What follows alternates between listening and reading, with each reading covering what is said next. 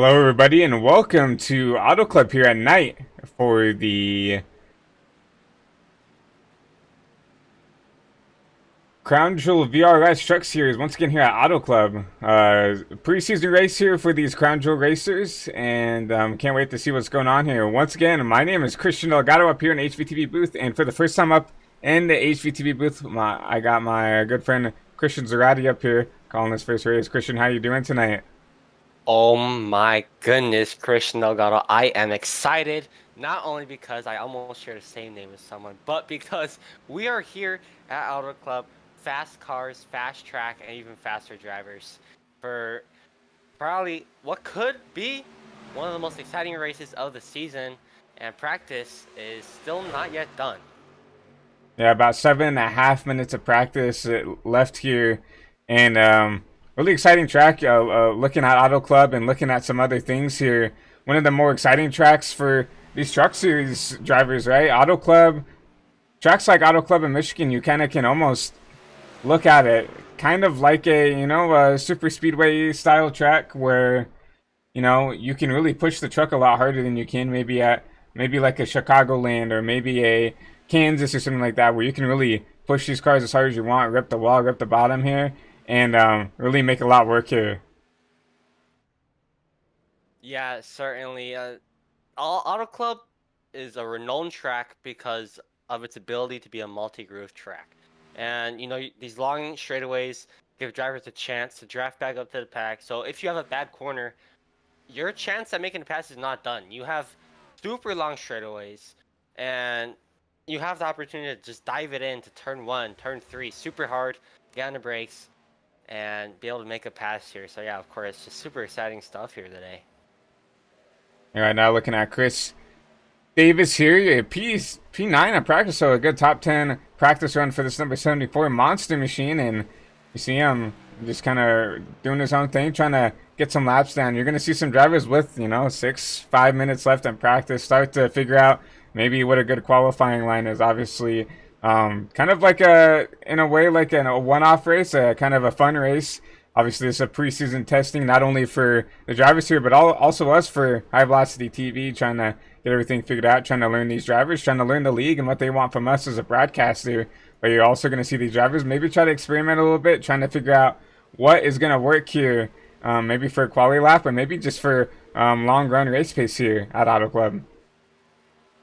Yeah, Chris Davis driving that 74 Monster Energy Chevrolet truck for Back Road Bandit Racing, teammates with the 81 of Matthew R.D. Campbell, um, Austin Runkle in a 32, and Matt Owens in a 34. Nice looking cars all around that team. Yeah, definitely some nice looking cars. And looking at his teammate here, Matt D. Campbell in this number 81, he's in P10 just right behind. Actually, Chris Davis improved this time. Now he's P7, but now looking at his teammate in that 81, Matthew R.D. Campbell, back here running in the top 10 here for practice. And you're gonna see him look like running the apron. Looks like he's gonna slow that truck down. Maybe just found maybe what he wanted to do here, and he's gonna try to safely merge off the track here. But let's go back here to some of these guys now. Maybe you're trying to look for a little bit more speed here. You see Adam Smith back here in the number 15 machine, 17th in practice, fastest time of a 39.8. We see him in that number 15 Toyota Tundra making some laps with about 4.5 left in practice here.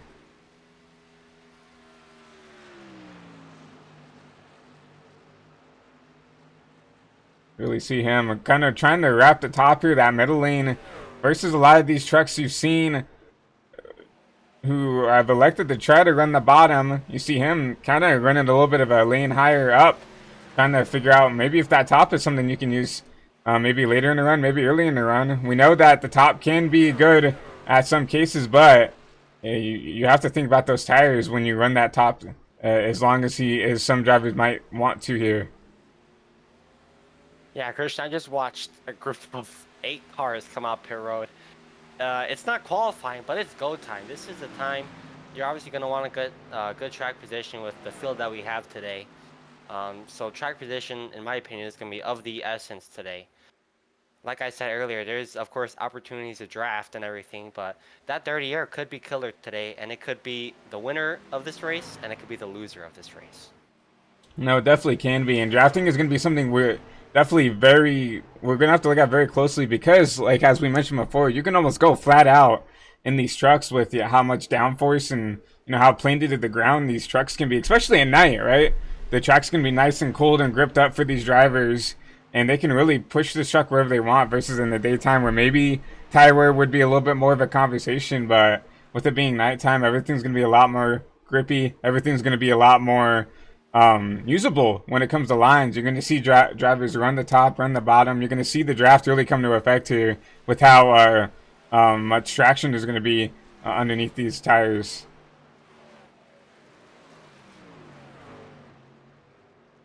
Yeah, a lot of drivers out there pushing hard. Still got Chris Mathis though at the top of the board. Fast looking car today for him, Christian Delgado. Yeah, Chris, right now you're fastest in practice. Best time of a 39.554.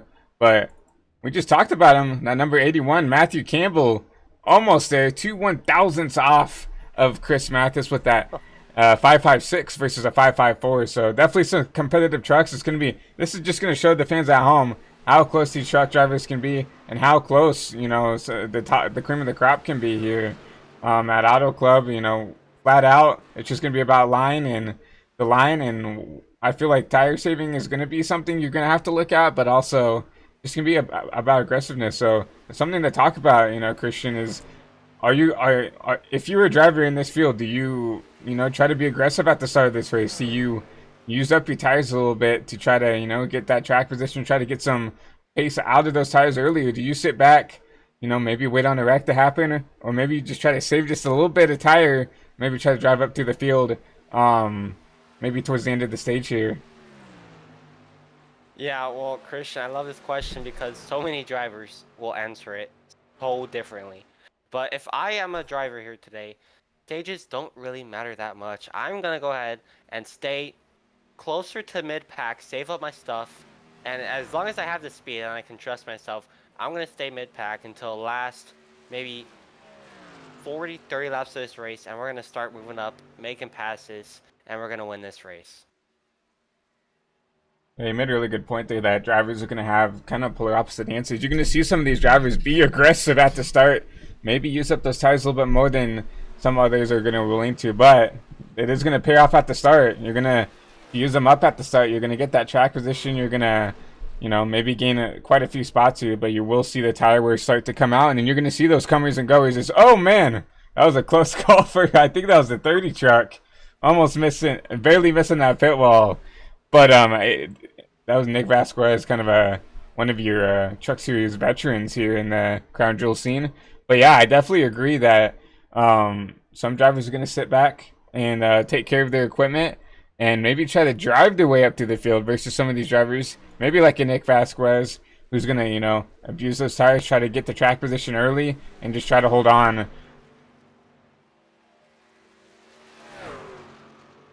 You see that zero's on the clock here, so that's going to end practice, which means Chris Mathis, you see that number 17, unsponsored truck. Maybe he's looking for some sponsors for the regular season. Maybe that's a test truck. We don't know, but he's going to be a quickest in practice. And Matthew R.D. Campbell going to be P2 after practice here. How about Ronnie Pitcock? P3, sitting pretty. He's only 0.02 of a second off of P1. Yeah, that definitely shows once again how close these drivers are going to be here when it comes to, pace. There's going to be I feel like a lot of close battling. Now we're going to be watching one of your seasoned veterans and maybe he still owns a team, but at least former team owner Ryan Tafton, this number 86 Razor machine. I mean, what, that car has a lot of colors on it and hurts my eyes. Yeah, very bright machine. Ryan, one of the veterans, one of the leaders, I feel like, in the garage. Always been, a reliable person to come into and to talk to. He actually recruited me back when I was racing here in this league back in the day to come and run for him in the Cup Series before that Cup Series eventually folded about halfway through. But Ryan, super nice guy, and we'll see what he can do here in practice and qualifying. Remember, one qualifying lap for these drivers, so there's no warming up the tires, there's no cheesing. It's you get out there and go right now. Just gotta roll off turn 2 really nicely here down the backstretch. Ryan Taft, he's trying to get up there. Like you said, he's a veteran. No veteran ever wants to be at the bottom of the order. He's gonna dive it down there into turn 3 and 4. Can he stick it and just roll it out ever so slightly off of 4? Gonna get a little bit squirrely out of 4 there, but he's gonna come down, try to get down onto the apron here. See what kind of lap time he runs here. Like he's gonna run a 40.1. That's gonna be good enough for P6 at least right now. Put that down to P8. And probably not the lap Ryan wanted, but we'll see if other people, you know, make some mistakes here. Is we're gonna try to find someone else here to look at. Noah Hamilton right here in this '07 machine, coming out of turn 4.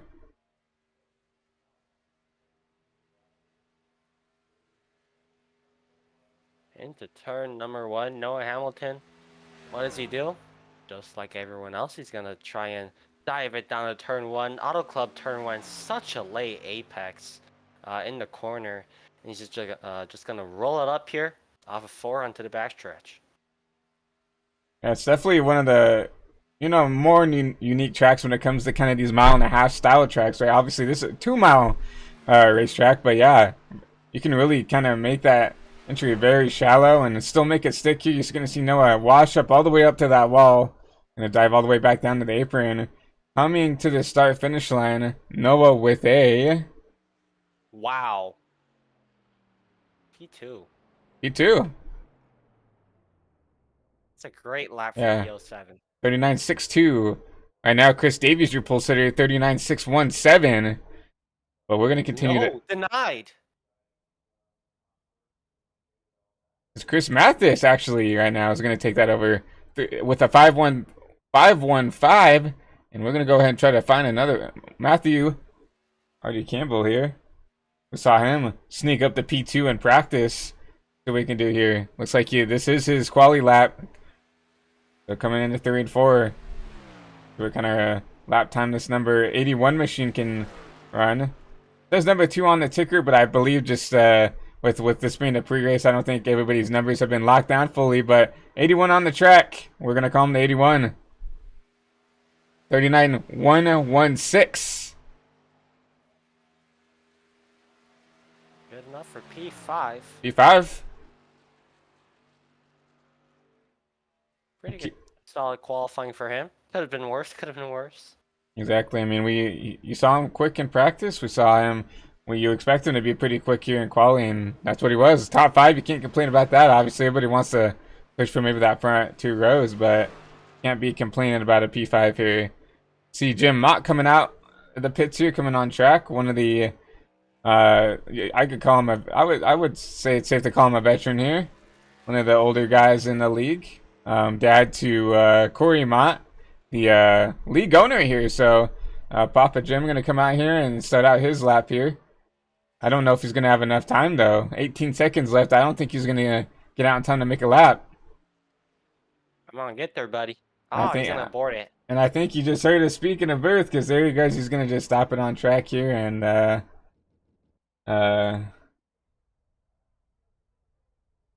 call it a night there. So we did have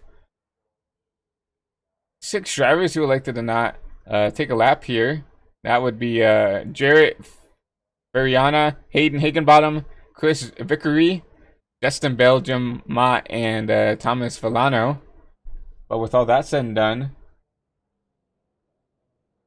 let's go ahead and get this starting grid underway. First, we're going to have to wait on these drivers to get in the trucks here. Obviously, for people that don't know, in the sim, there's a lot of tools that you can use before you get in the truck to adjust the way the truck drives, like steering ratio, brake bias, all kinds of stuff. And there's even more when it comes to the cup car, but obviously not running the cup cars tonight. So we're going to wait on some of these drivers, your pull sitter and everything else, to get into their trucks, and we'll start this starting grid. I'll tell you who had a terrible qualifying session. It was Ronnie Pickcock in the number 1 car. He did really good in practice, but he elected to take the high lane all the way around turn 1 and 3 on his qualifying lap, and I'm just a little confused on that, Christian. It is a little confusing to why, he thought the top was the way to go. I mean, obviously you can go full throttle on the top. Maybe that's his mindset about that. But obviously, if you go to the bottom, you might have to lift, especially with those cold tires. But maybe Ronnie wanted a challenge for himself, and I think he will be starting in the P27 spot. But as we wait on some of these drivers to get into their trucks to start this race, we'll give maybe some track facts to you guys. HVTV track facts brought to you by Delta Designs, Andreas VRS, really good painter, very good graphic designer. So if you guys are looking for any paints, anything else like that, make sure to go DM him over on Discord. He definitely does a good job. But Auto Club Speedway, 2-mile track, and you saw that banking 14 degrees in the corners and 11 degrees in the tri-oval. So very, I would say, similar banking throughout the whole track here, besides on these straights. So, but obviously, it really doesn't account for how wide this track is, Christian. I mean, you can go 4, 5, 6 wide here at Auto Club. Oh yeah, we were talking about it in practice. So much opportunity for passing, so much opportunity for craziness.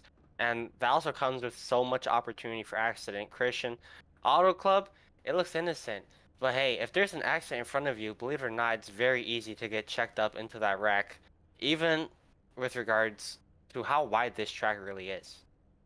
I definitely agree. We got enough trucks here. Let's go ahead and get your starting grid started. We see Chris Mathis take your pole here in that number 17 truck, and you're going to see Cody Porter starting at P2. Chris Davis in that P3 spot with Noah Hamilton starting outside in that Fast 4. See Matthew R.D. Campbell in P5 with Stephen Menke top P6. Rounding out your row 4 is going to be Patrick McPeak with Matthew Owens starting P8. And rounding out your top 10 is going to be Nick Vasquez with Henry Kalhoff in that P10 spot.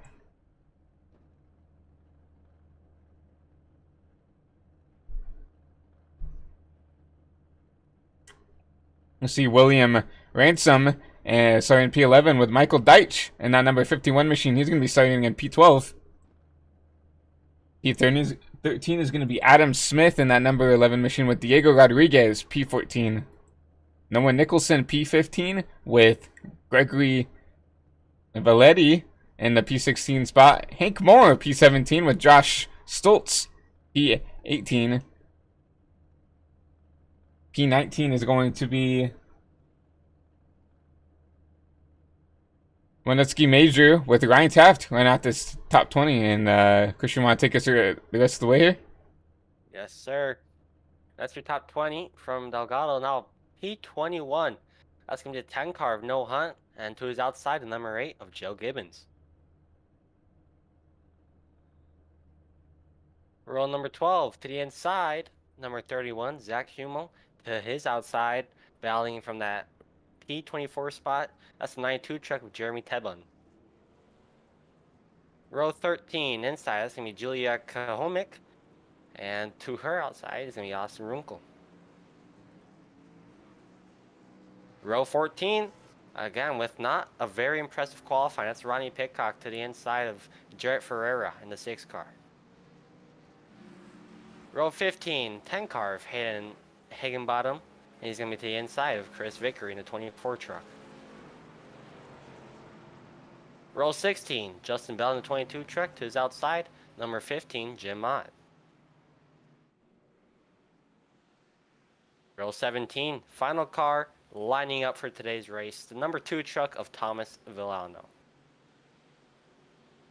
Yeah, big field for us here. We're almost filled out that 34 car max here. But while we have this time here, let's go ahead and take a look at your race weather. 66 degrees here.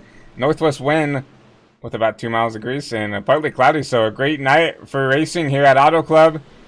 But as we start to get rolling here, you're going to see that pace car take a hard left turn on the pit road. And Chris Mathis and Cody Porter, the top 2, are going to take us to green here. 100 laps here at Auto Club, and we are green.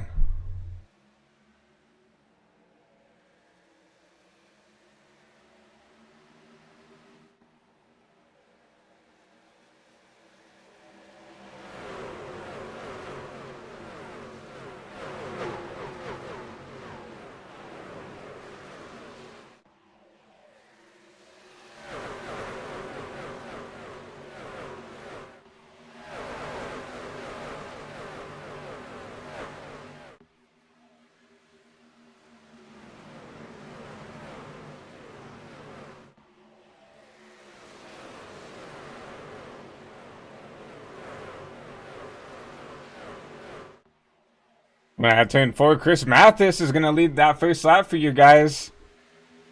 And with 1 of 100 complete here, we're going to see kind of everybody kind of in this top 5. Oh, as we see the 74 go around.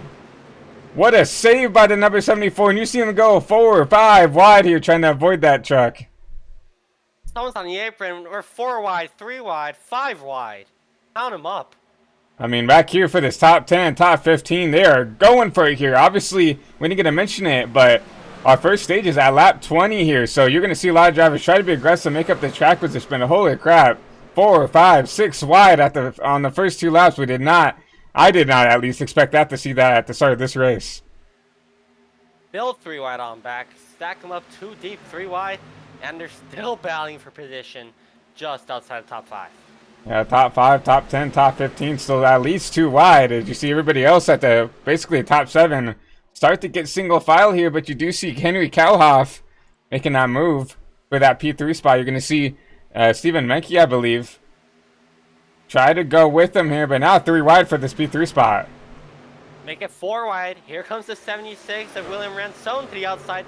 Noah Hamilton's just going to have to back off on the outside. Hits the wall just a little bit. I see Noah Hamilton getting the outside wall there, but somehow still has a good bit of momentum. He's going to still stick it in there and be 2x2 for that number P5 spot. But as we see that, this is exactly what Chris Mathis wants to see. He's like, if you guys are going to go 2x2, it's going to give me an opportunity to maybe pull away a little bit of here or maybe even save a little bit of tire. Yeah, if I'm Chris Mathis right now, I'm looking at my rearview mirror. I'm not worried at all. This is what he wants to see. What he doesn't want to see, actually, is William Ransone breaking away from that battle. And maybe Chris Mathis is going to have to start burning some tire if he wants to save the lead. But in my opinion, it's too early to waste your tire. You see the 17 actually catch the wall there a little bit. And you see the 76 catch him and catch him in a hurry. And you're going to see him dip to the inside here going into 1 and 2. A battle for the lead on lap 5. Further on back, there's still 3 wide somehow. 81 of Matthew R.D. Campbell on the inside of that beautiful 49 truck. Close off corner, someone's on the inside apron, saved. That's a Michael Deitch in the number 51 machine. What a save for him. Saw him get a little bit of squirrely, make some contact, and around he went though. But what a save. He's going to safely merge back on the track, but he's going to lose a ton of time here. Back to the 23rd spot here with really not a lot of anybody around him right now. So he's going to have to get back on the saddle and go. I wouldn't worry about it right now, Delgado. It's still way too early. You still have confirmed stage breaks coming up shortly. If I'm him, I'm mad. I'm probably really mad. But hey, there's nothing to worry about. We're still green. You still see 4 wides. Oh, the 71 gets doored down the straight. Just trying to battle for track position and position on the track. See 3 wide right there. You see the 71. You see the 86. Of Ryan Taft in that 17 spot, and you're starting to see guys move through the field here. I'm looking at, Jared right here in the 6 car, up 14 spots, but I'm also looking at here, Josh Stolz. Where did he come from? Up 16 spots up to that P2 spot. Wow. See him taking a liking to that top lane, and he's really used that top lane to his liking. But here comes Henry Kalhoff for that, making a run down the bottom here. Yeah, he used the outside, Josh Stoltz, all the way around the high side. He's moved his way up into P3. Dirty air, though, from the 99 car. And you see, once again, 4 or 5 wide back there. We're basically 4th on back, 3rd on back. And you figured maybe some of these drivers would be a little bit more, a little bit less aggressive here, but you see everybody wanting to take what they can get here early on in this race. Yeah, my question is to these drivers, if you're saving, I want to know how, because I'm going to use it for my races. There's got to be no way these guys are looking after their tires as they're still 3 wide, 8 laps later. You see Vasquez back there meeting the sandwich. Did you see the 0-1 wash wide there? And he's actually going to put Noah Hamilton in a bad spot there in that 0-7. And you can see the 61 slide up there. That's Patrick McPeak in that number 61 machine. So I have to move his way up through the field here. How about Noah Nicholson in the 49 car, up 9 spots from the start. Bottom 3 wide right now. He's in the bottom. The 63 at Kalhoff in the middle there, meeting the sandwich. And you see him going to get cleared now back to 2 wide for that P5 spot. A lot of bump drafting, a lot of dooring. We're only lap 9 in this 100 lap race, Delgado. This has me wondering what is in store for us at the end of this race. And the caution's out. Caution is out here. Wrecking. A big wreck in the back. That's Jarrett Ferreira down pit road. He took a long slide. We can try to find Jarrett back here in the pit road. We're going to go back and take a look and see what happened here.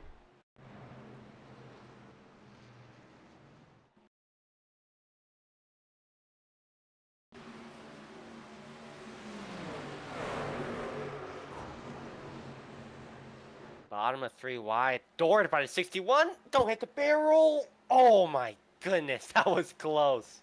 Yeah, close call for that number 6 machine. And that is, I mean, you're holding your breath. You're doing everything to keep that truck there. Let's go on board with this driver here, gyro style. And you're just going to see him just make that contact with the 61. Just go for a slide here.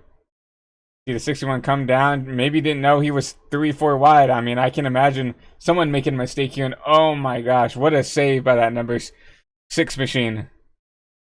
He didn't even hit anything either. I'm just surprised. He held his throttle in it and everything.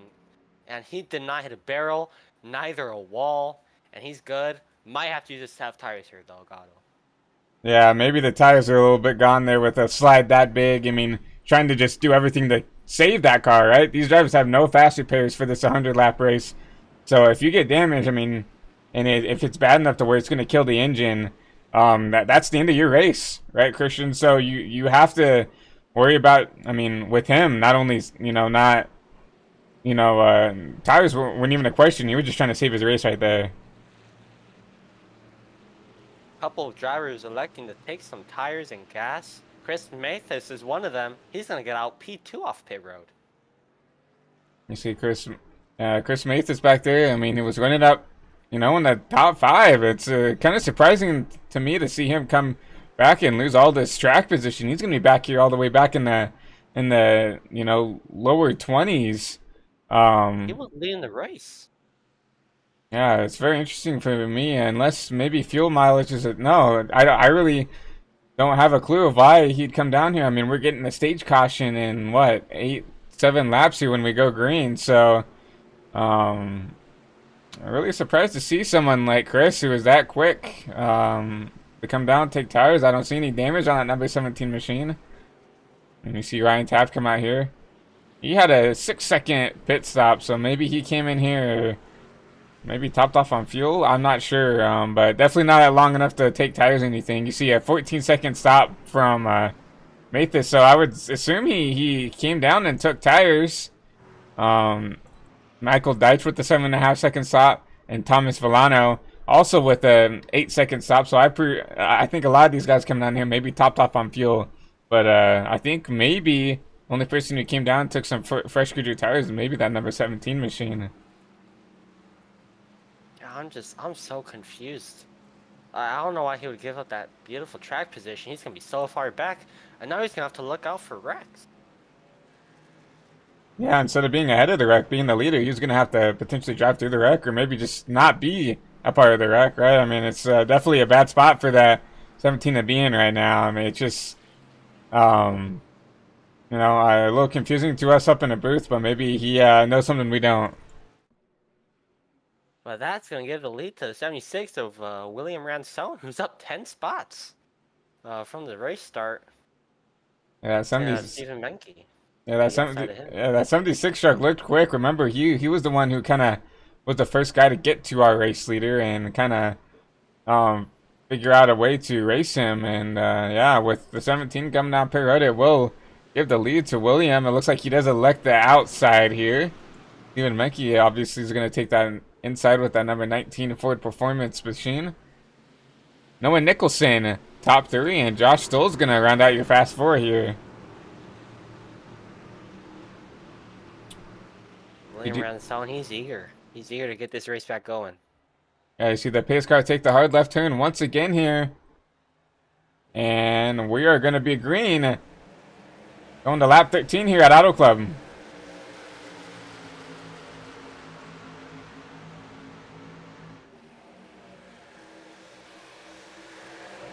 Not a good start from the 19. You're going to see him already get taken 3 wide by the 49 and Nicholson.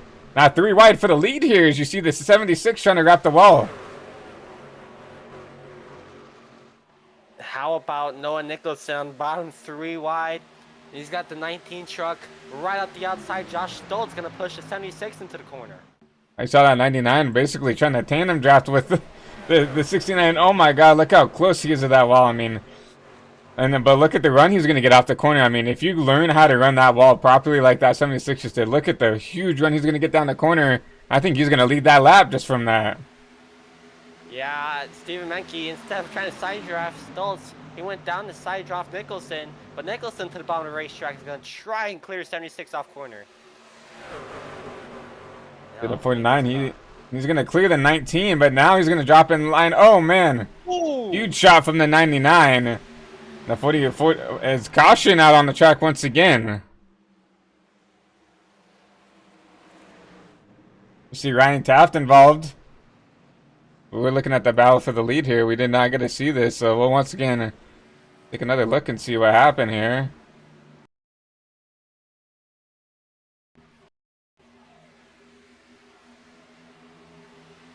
Looking at Ryan Taft here going into turn 1 and 2.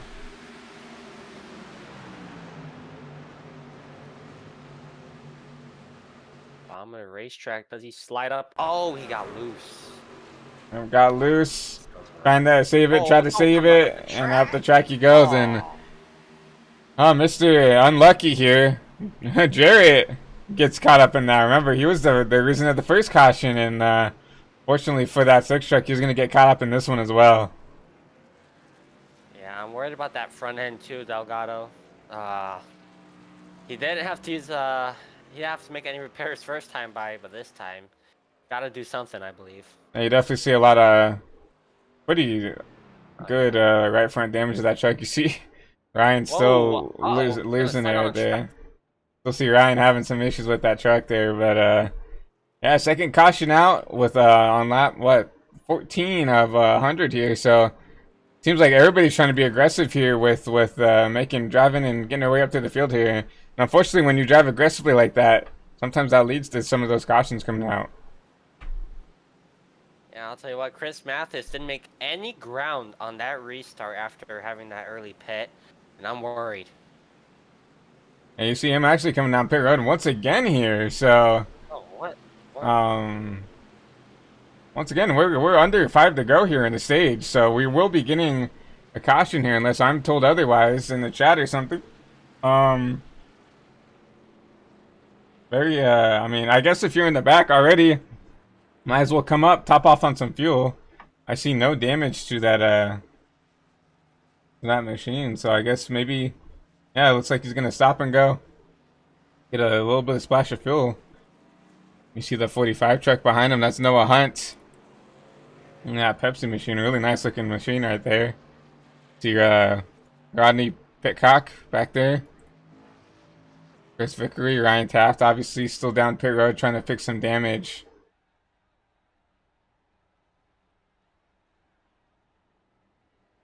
Oh man, Christian, I mean, we've seen some really aggressive racing really since the drop of the green flag. Really surprised me to see that aggressiveness, really, I mean, not even 20 laps in. Yeah, me too. I mean, these guys are going at it. It's not an actual season race again, so maybe that's the reason. Or maybe these guys just love Auto Club. But yeah, I'm really impressed that we haven't seen more wrecks by now. I mean, it just goes to show the talent of these drivers the majority of the time. But again, it could just show you how chaotic it can be at some times, as Ransone is going to elect the outside again. And remember, this league does have the choose cone, so we gonna see a lot of drivers try to, you know, strategize their way through the field here, and try to pick a line that's gonna, you know, maybe give them a. You know, you see some tracks, and Auto Club isn't one of those, but you're gonna see some tracks where, you know, one specific line is gonna be really dominant on the restart, and a lot of people won't pick the other one. You'll see a lot of guys jump up, you know, 3 or 4 rows just to get some spots up there. But obviously Auto Club, very dynamic, as we've seen. You can go wherever you want here, with how wide the track out, with how dynamic it is, with how gripped up it is with the track temp and stuff. You're definitely gonna see not that here at Auto Club. So now you see the track temp 66 degrees, so nice and cool, and nice, really racy track right now. And I mean, we've seen it throughout the whole race. Really, anybody kind of going wherever they want to. Track nice and cold. I would have my jacket on over there if it was real life, but I'm in the comfort of my own room right now, so thank the Lord. Yeah, it can be a little chilly, especially for those Californians who are used to the high heat. Probably it would be chilly there for their standards, but pace car's going to come back in. Kind of a new front row. 49 Nicholson, William Ransom once again going to lead us to green once again here at Auto Club. And have a little green-white checkered to the stage as well. A pretty even start from the both of the front row runners there. As 3 wide in the back. Look at this once again. That's the 80. That's the 07 diving all the way to the bottom. Almost left the track. Meanwhile, back out front, Nicholson easily clears Ransone out of 2. I'm going to see him get clear of the lead here, and he's trying to pull away, but once again with the draft, not going to be able to get that far from that number 76, who's getting a push once again from the 99 of Josh Stoles. And holy send by the number 19, Stephen Menke, trying to use that bottom to try to make it work, to try to get his way up into that P3 spot. Looks like he will clear up to that podium position. Easily clear Josh Stoltz. If everyone keeps running like Stephen Menke is right now, I'll tell you what, I think they'll do good. I think this bottom line is prevailing as we speak, and also as we speak. William Ransome back out front. Back out front, but you're gonna. Oh, you saw the 49 kind of been forced to back out of it. Did not get the room that he wants, but here he comes on the inside. Gonna try to cross over the 76 going into 3 and 4. That beautiful University of Charlotte 49 Nicholson is gonna dive right back to the bottom of the track. Easy clears to 76, but they're 3 wide in the back with Josh Stoltz almost wrecking the 19. And the 76 really got tight and got into the wall here, and really affected his ability to race for the lead. Further on back, they're still chaotic. I'm counting 3, almost 4 wide again in the back. Meanwhile, back out front, that's 19, almost in the wall. Oh, he gets turned. Wow, what a save by the 76. I mean, he was borderline wrecked there and somehow saved that machine. The 99. The 99. Wow, what a run. He just passed almost 3 cars right there. Going to go to the bottom of the 76. This might be for the stage here, and it is.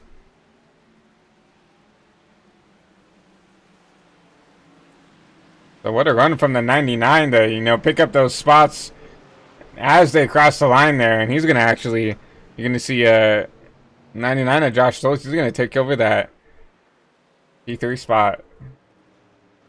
P2 spot, my apologies.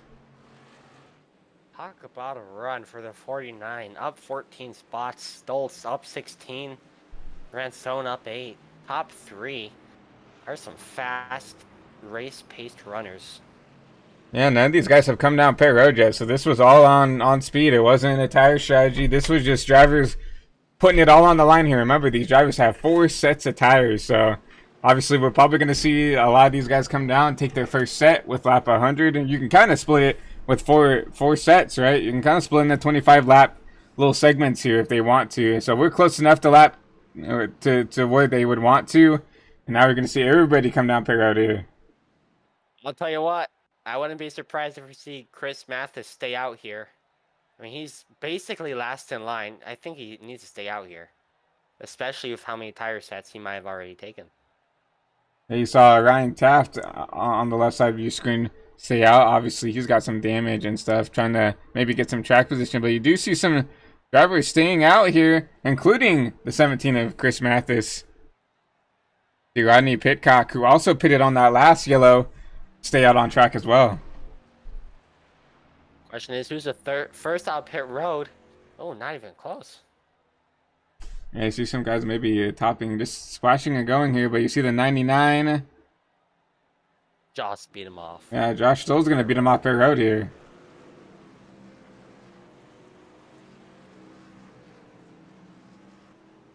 So Rodney Pitcock to the top of the board after a terrible qualifying session. He was fast in practice. He's up 26 spots from the start, and Chris Mathis is going to get right back up there. So maybe if this was what Mathis planned all along, I can see it. But nevertheless, he's on 3-lap older tires than the rest of the field, and that could mean everything at Auto Club Delgado. Yeah, I mean, Auto Club, one of the bigger mile-and-a-half style tracks, so it's just a longer way around the track, so more laps you have on your tires, obviously, the more wear there is. But see some drivers electing, take some strategy to maybe get themselves a track position. You see Hayden Higginbottom up here is going to be in the 3rd place spot here. Decided to stay out as well, up 26 spots. So, I mean, definitely some strategy coming into play here. Hayden, it says zero lap. I mean, it says 0 laps on this stamp, but obviously you must have done something to get that track position. Yeah, I'm actually looking at the timing here.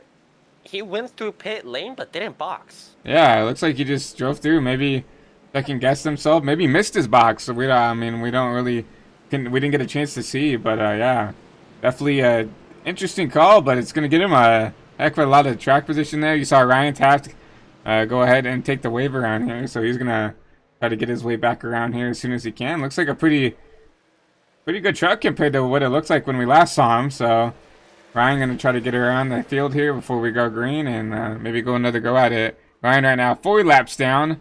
The first car lap down, Noah Hunt in that number 45 machine. Looks like he's still trying to take some damage. But right now he's currently the first car lap down.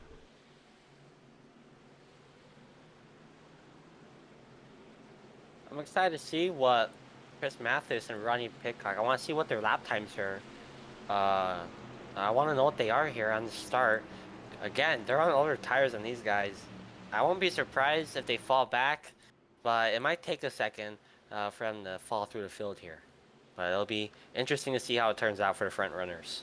Yeah, I mean, it's interesting. I mean, you see 6-lap older tires on the timer screen, but remember, I would say 3 of those laps are under caution. So you're going to say, what, 3, 4, maybe even 2-lap older tires. It's definitely not going to come to play, I don't think, as soon as we want to. But it's going to be interesting to see how they fare out here. Is once again, we're going to go back green here. Number 1, number 17 going to lead us to green.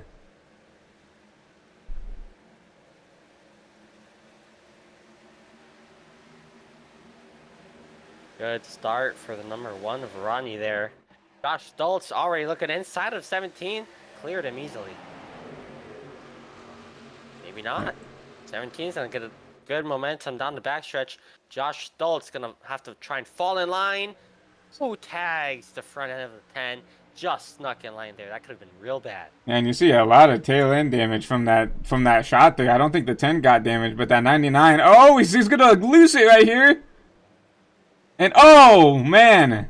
Oh, wrecking bad. That's a 49, 31. T-bones the 49.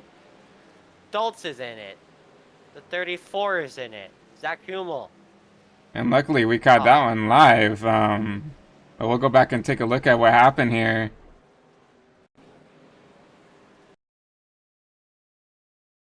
Not what we wanted to see happen. William Ransone. Slow on the track. So you see a big shot from the 10 here. And I don't know if maybe it spooked the 99 of Josh here, but he just kind of goes in the corner here, and I don't know if he overdrives it or maybe the damage. I don't think the damage would have affected the truck that much to where it would lose it instantaneously, but you just see him driving in the corner and just the rear end kicks out, and you just see really nowhere to go for some of these drivers. You see the 49 involved, you see the 76, really nowhere to go, and a huge hit for the 49 into the outside wall there. Hard. You see the 92, you see Michael Deitch. I think he kind of gets lucky there and kind of glitches through the wall, but you see the 31 with some heavy damage there. Just nowhere to go for some of these guys. Folks, you wanted the big one? You just got it. Wow. Like not a lot of damage for that 31 machine, but still probably preferably not wanting to get caught up in a wreck there, but definitely some race enders. Definitely probably for that 49 machine of Noah Nicholson. I mean, let's go on board with this with the 49 here. I mean, terrible crash for him. Oh, that one hurt his wrist if he has Mosa.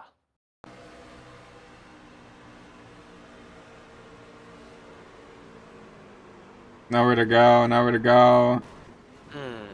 Just still getting hit into, so just the wrong place, wrong time for that number 49 machine. I think it was gonna make it through Delgado, but Ransone checked up so hard he got loose right in front of him. And I think Ransone actually kind of turned up the track, and that's what caught the 49, unfortunately. But yeah, just a lot of cars totaled here. Only on lap number 25. Honestly, that's probably what these front two wanted, right? A lot of those guys on fresh tires, on fast tires, maybe even some of the guys you would consider favorites to win this race, just got caught up in that wreck. No fast repairs. That's probably game over for some of these drivers like the 49, and we've even seen some guys already get out of the car, leave the sim. Diego Rodriguez, Thomas Villano, Gregory Villad, 16 laps down, right? So Austin Runkle back there in that 20 machine, 4 laps down. Noah Hunt, 3 laps down. A lot of drivers going to be at least at a very big disadvantage after that one. Yeah, and that's just unfortunate. I still want to know what happened to Josh Stoltz. Maybe cold tires. Maybe the damage. I'm not sure. He did take a bit of a shunt from the 10 car down the back, but I don't think that's what got him to get loose. Maybe just kicked out on him. I don't really know Delgado.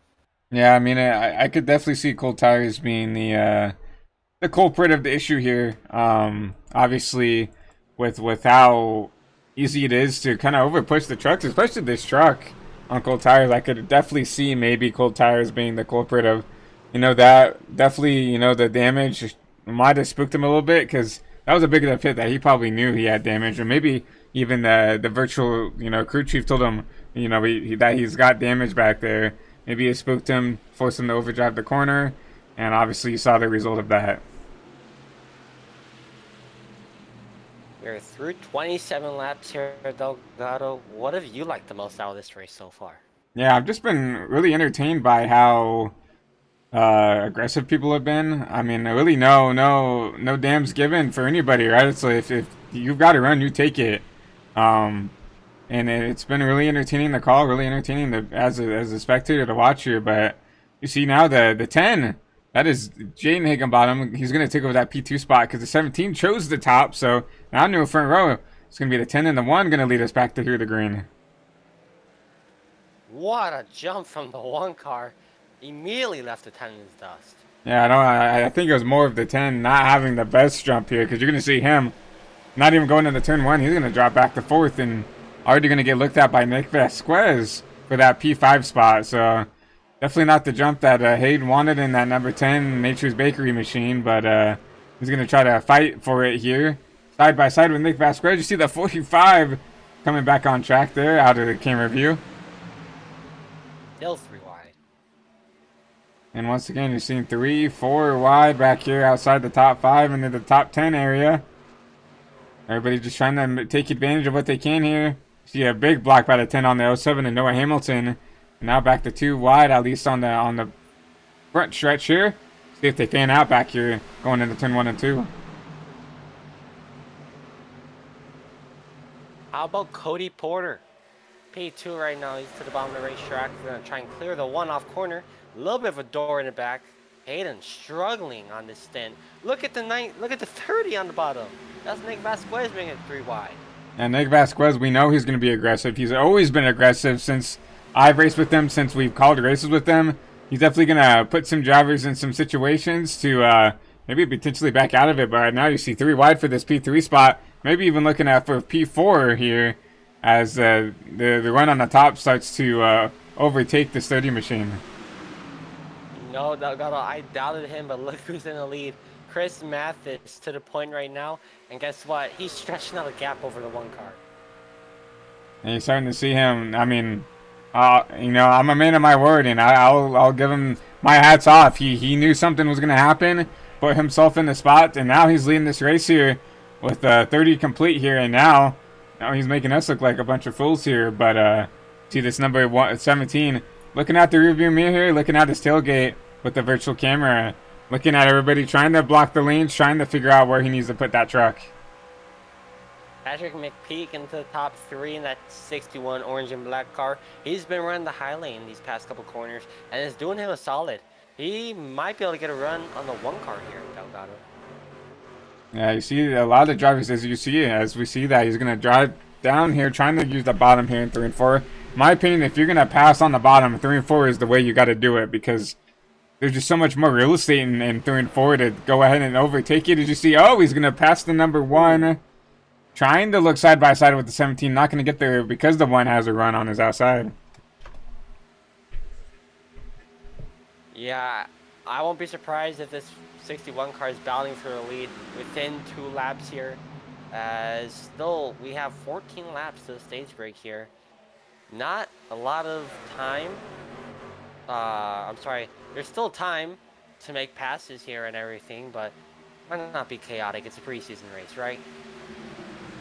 Yeah, in my opinion, you either be cordial or you be, you know, gung-ho, making every move you can. Because remember, really the only thing you're hurting is other people's probably feelings when you're driving as aggressively. You see that huge block the 61 put on that 30 of Vasquez.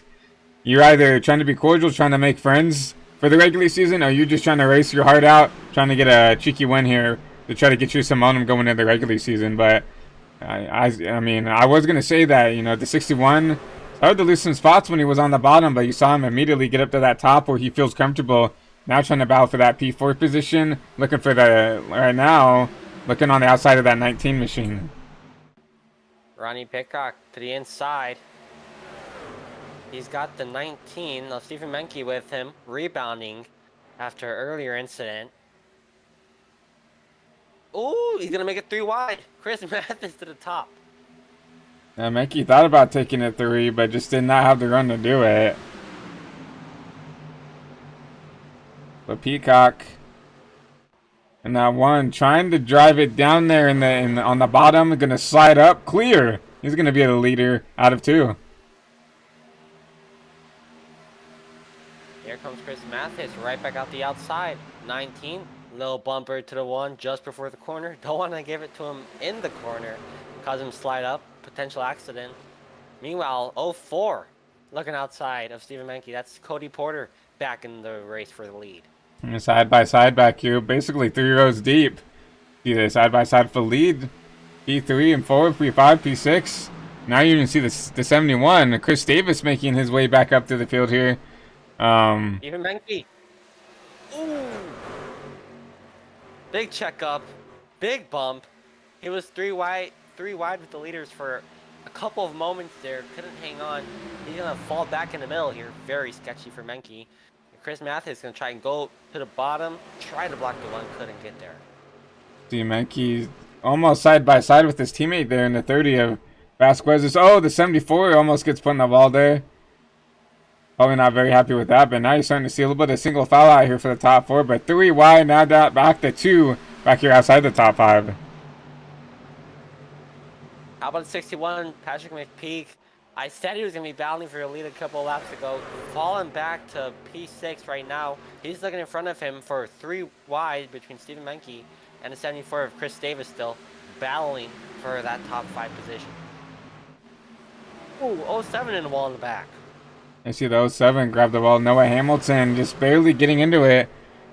But look at the 23 truck right here. Kind of been quiet in that Majors Garage. 23 is, oh, he almost got put in the wall there, but he's slowly working his way up there. That's Majors in the 23, calling his way up into the top 10.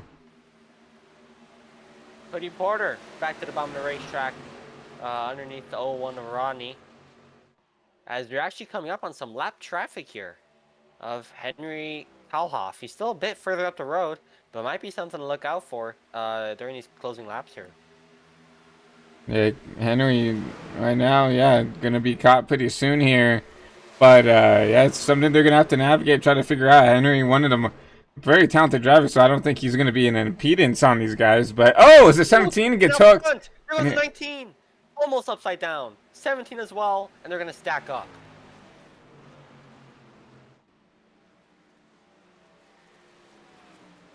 What happened?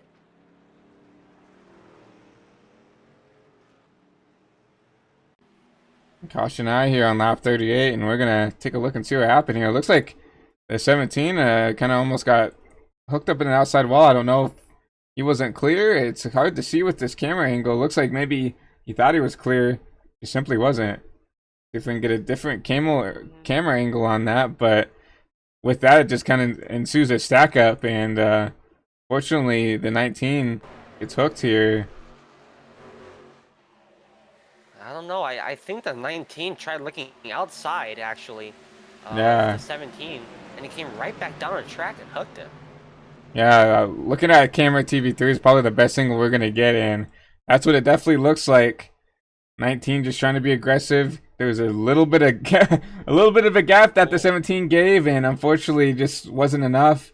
He's gonna hook the 17 down, and I think maybe tries to check up for the 17, and his teammate Nick Vasquez gets in the back of him, and he goes around. You saw the back end actually lift off the ground to catch some air a little bit, but really not that much damage compared to what could have happened there. He's did a good job keeping it off the track, keeping it down on the grass there, but could have been a lot worse for a lot of these drivers here. Yeah, I'll tell you what, the 30 of Nick Vasquez teammates with 4 teammates with 19. When the 19 checked up, Nick checked up a little late, and that's what turned to 19. And funny enough, Nick Vasquez also ended up turning the 17 of Chris Mathis when Chris Mathis came right back down the track. So kind of a awkward situation that Nick Vasquez got put in there, turning both cars at basically the same time. And Nick said, hey, I am not going to lift for a wreck. I'm just going to try to drive through, and unfortunately caught 2 trucks in the crossfire there, but that's what happens. You see some cars down pit road here. And some of these pit stops do make a little bit more sense compared to some of our other drivers that we had out, but yeah, I mean 40 laps in, we just ran what? A decent amount of laps here, and then yeah, it's like 18, yeah, 18-ish, 18-20 laps on this stint, so this would make a little bit more sense to come down and take some tires. I'd say it's a little bit too early for some other drivers. That's why you see people like Rodney Pitcock, Cody Porter, Nick Vasquez, they're electing to stay out and take a gamble here. Right now, I mean, Rodney, 24 laps on those tires and still been able to keep the lead, so maybe this is a learning lesson for some of these guys later on in the race that 24 lap tires, and I mean he had what, 6-7 lap old tires compared to everybody else, and has still been able to keep the lead here. Yeah, Rodney's he's holding his ground out there. I'll tell you what, the people that just pit right now, I'm gonna go ahead and I'm gonna say that they're gonna stay out right here at the stage break. Coming up very shortly, actually. We're going to restart, I believe, 3 laps to go on the stage, so they're going to be okay. If they want to, they can, of course, go very slow on the track to save their tires, but they're going to have great track position on the restart after the stage break. See 3 cars choose the outside. That's going to give a huge break to that 16 machine, I believe that is. He's going to take the second row there. He's going to thank you very much, guys. That is the 15. He's gonna take that P3 spot away. How about Jarrett Ferreira in the P5? Some right rear quarter panel damage. But he's up there. He's doing really good, rebounding from P28 qualifying position. He's up 23 spots. I mean, it's good to see someone like Jared up here running up here, right? I mean, he's the first 20 laps could not catch a break. Remember, got doored down the track, saved it down pit road, and then after he thought, oh, maybe that's the one. That's my one and done wreck, right? He gets caught up in that wreck with Ryan Taft. So you still see, as we saw in the broadcast, he still does have a little bit of right side damage on that rear end, but not enough to where I don't think it's going to affect the way that car's handling. Car looks really good out considering what he's gone through this first 40 laps. How about Adam Smith, up 11 spots? Haven't talked about him much today in the 11 car. He's going to restart P3 here on the bottom. You see Adam, and yeah, doing a really good job. Up 10, up 11 spots, and he's gonna. I think he is the first car on the outside, and maybe no, he is that number 15 machine. Sorry, scoring and timing and scoring not correct for some of the car numbers, but once again, green here. A good jump for the one. Once again, gonna come up and clear that top. Yeah, Rodney has been really rock solid on these restarts here today. He's got Cody Porter challenging him to the outside already in a 1. And Cody's got to run off the top, but not. Yeah, it will be enough for him to get on his outside here. He's going to get some help from Adam Smith and that number 15 machine, maybe. Trying to give him a little bit of an air shove out there. Now we're going to be side by side going into 3 and 4 for this lead. Ronnie back down to the bottom. He's going to slide up the track. Look out, Cody. Almost doored him off of 4. They're going to come to 3 to go on the stage. I see everybody being a little bit more cordial here. No 3 wide yet. It's 2 by 2 for position for the most part, but even then, mostly just single file, kind of everybody separated out with these tire differences. Cody Porter around the outside. He's going to clear Ronnie into 3. Good move from Cody Porter. Good run off the turn 2. He's going to get that really good straight line speed out of the corner here. He's going to try to do the same here. It's a little bit of contact. Saw it coming, but they're going to come to 2 to go. Cody in the lead in stage 2. There goes Adam Smith around the outside of Ronnie. He's going to clear that number 1. You might start to see the tire wear start to come into effect now. As he's under pressure by Chris Davis. Here comes the 6 of Jarrett back there. As you're going to start to see maybe the tire wear maybe start to show on this number 1 machine. As he's just trying to hold off for these last couple of laps here. Yeah, I just got the Fen guy hang in there. There's a bit of a gap to P5. So even if he does get passed by 74 here, he should be okay. Meanwhile, almost 3 wide on back. Jarrett Ferreira off of 4. He's going to try and clear Noah Hamilton. But Nick Vasquez also back there after being involved in the last incident, working his way up to P5. Get it, Chris. You see the 6 go on the bottom, trying to maybe use kind of that slide jaw maneuver here. And I think he's going to make it work. They see Vasquez with not the best corner, but he's going to cross him over once again. It's fun to see how much of a run you can get off the corner and kind of cross him up there. The 7 in the wall there. That could have been bad. Ooh. Meanwhile, P2, Ronnie Pickock in the middle, Adam Smith around the outside, and that's going to be Chris Davis around the inside. Makes the move look easy. But up front, Cody Porter is going to win stage number 2. I'll see where they throw the caution is. They will throw it now. Threw it a little bit late. Last stage, so yeah. Cody Porter, stage 2 winner in that 04 machine. I mean, we knew he was going to be up there competing. I mean, started P2, up here leading second stage here. And now, after this stage, guaranteed yellows. So, besides, some wrecks, after stage 2, we're going green potentially for the rest of the race here.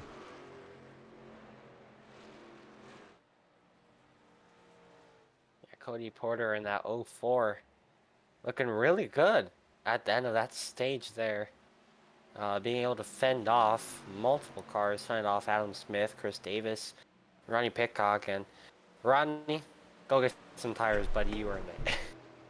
Yeah, Rodney keeping that P4 underneath them, and even I'm really once again impressed with this number 6. After everything's gone through, he's gonna come out here, get a nice top 5 stage finish, and yeah, also with some older tires. All these guys, I would say, 9th on up, are gonna get some tires. You see Hank Moore back there, lost some spots to the newer tires. He'll definitely be coming down pit road. Michael Deitch with 21 lap old tires, along with Matthew Owens in that number 34 Silverado. But I'm really surprised to see that some of these other tires didn't really drop up to the field. The first of the new tires right there, Patrick McKeek and Major back there in the 23, the first of your guys who pitted there. But once again, like you mentioned, Christian, maybe just trying to sit back there and save those tires, trying to baby them until we got to this stage. Yeah, I don't think they were pushing the tires that hard. Let's see. Oh wow, they do come down pit road. So some of the people we just saw pit a couple laps ago, some of them do actually come down pit road.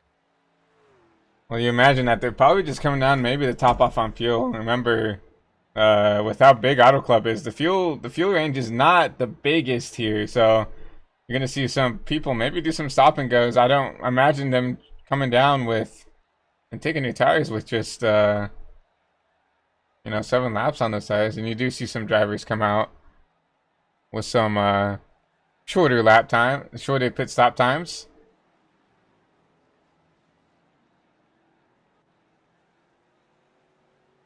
See everybody come off.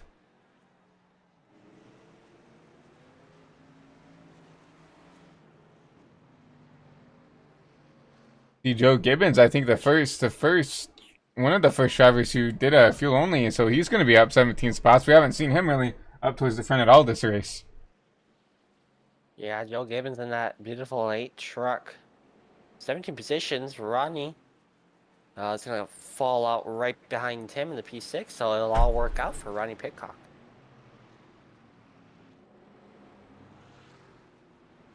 Yeah, Rodney. Ransone, rebounding actually from the wreck earlier, back into the top 10. P7.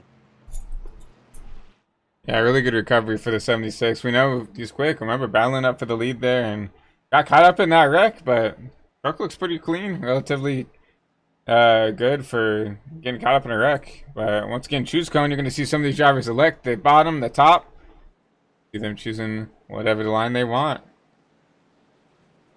Joe Gibbons to the outside. A lot of cars. Let's see. Patrick McPeak took the outside. Munatsi Major and P1 have not heard him at all today in that 23 truck. Now Munatsi, I think has the highest I rating here in the field. You see that Major's Garage, number 23. But what's up there? Peaking, cracking the top 10, and then we started getting those cautions, and he came down pit road. Off kind of sequence here, so he does have 9 lap tires compared to some of the other drivers. Remember, he came down and pitted after that last caution with about 9 to go before the stage, obviously, and so kind of flipped the stage. Decided to stay out here, and then now he's going to be leading this race here, coming to lap 50. Yeah, realistically, he only ran about 4 race laps on those tires. Everything else on this quote 9-lap stint was pace laps. So the majority of laps he's done on these tires have been pace laps. So we'll see. When Rodney stayed out earlier, he didn't lose that many spots, and I expect the same for Munatsi Major, a veteran in the field here today. You're going to see Munatsi and Patrick McPeak. You see the 61 back up front here. He's going to take the green flag. 61 on the top, 23 on the bottom, going to lap 50. Echo restart zone, and way back green. Great restart for Patrick on the high side. He's going to have 74 of Chris Davis right behind him. And you see them tandeming down the front stretch there. And you see give the lead to the 61, and now the 74 going to battle on the top. Minazzi trying to hold on to his position there. Meanwhile, further on back, 3 wide all throughout the field. I see Michael Chris Deitch Davis. picking up some spots there.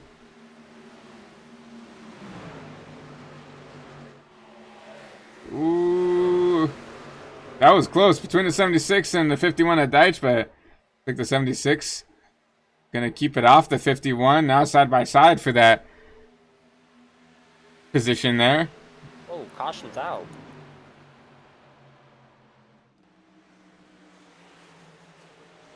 I'm gonna find what that caution was for. Looking Oh, it looks like like the maybe number the 5 5. Yeah, Yeah. Julia had some issues. Take a look and see what happened to Julia.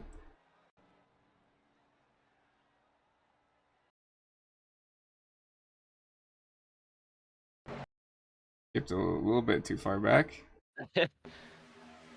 Let's see, 3 wide on the backstretch. Just in the 3. Oh, almost hit someone. And that was he On the almost got in the entry. Henry Callahan there in that number 63. Is And he gonna maybe Oh, Henry wasn't a big fan of that dooring, oh. and like she might have had some help there. Let's take another camera angle. Like she might have had some help going into turn 3 here by that driver who she kind of almost put in the wall there. Yeah, I mean, there's definitely contact there. Don't know if that was intentional or not, but you definitely see that number 5 going around in the infield there, and that will definitely bring out a caution. Zach Hummel actually got the last contact with the 5 there. But yeah, that looked like barely any amount of a checkup there. I wouldn't be surprised if he kind of kept the throttle in it there. If I was in that same position, I can't lie, I probably would have done the same thing. Yeah, no one really likes getting used up like that. I don't think Julia meant that, but looks like maybe she didn't know that she was three wide there and just tried to give room to the bottom. Unfortunately, Henry was up there.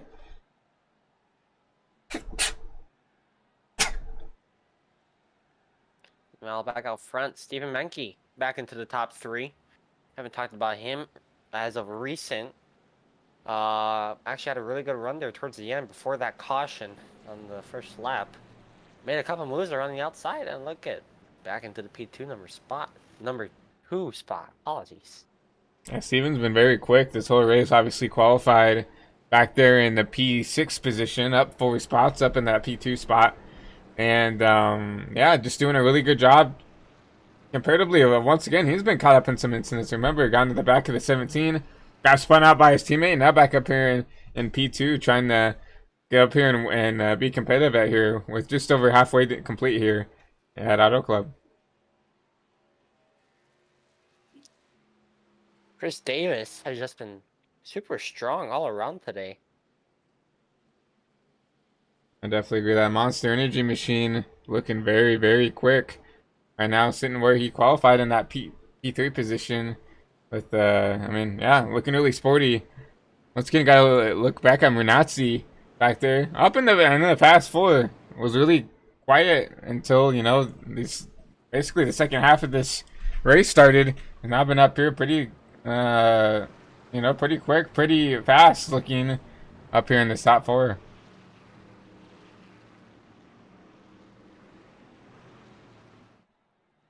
I have to give a huge shout out to Joe Gibbons. I mean, once again, one of those drivers kind of slowly but quietly working his way up here into the top 10 right now, sitting P5. And you see him right there, lowest of 29th, now up here in the P5 position. So, I mean, he's definitely had an up and down day, it looks like. And but right now, looks like he's on the up.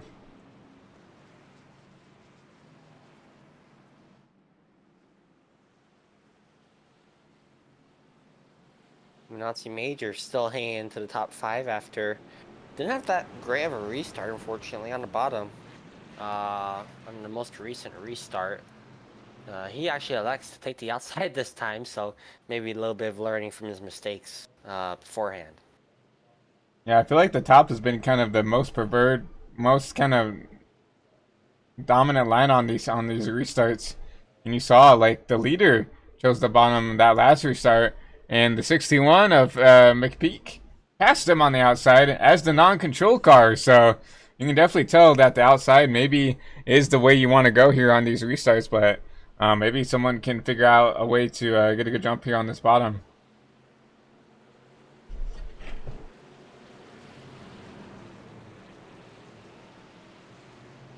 See the 61 of McPeak, the 74 Davis on that bottom. I look back out here at some of these drivers you expect to be up here towards the front. Noah Hamilton back here in the P16 after coming down pit road, but definitely look for him to maybe make his way up through the pack here. Pace car off, taking a hard left turn down pit road, back into the Geico restart zone, and the 61 is going to lead us back to green. Good restart for him again.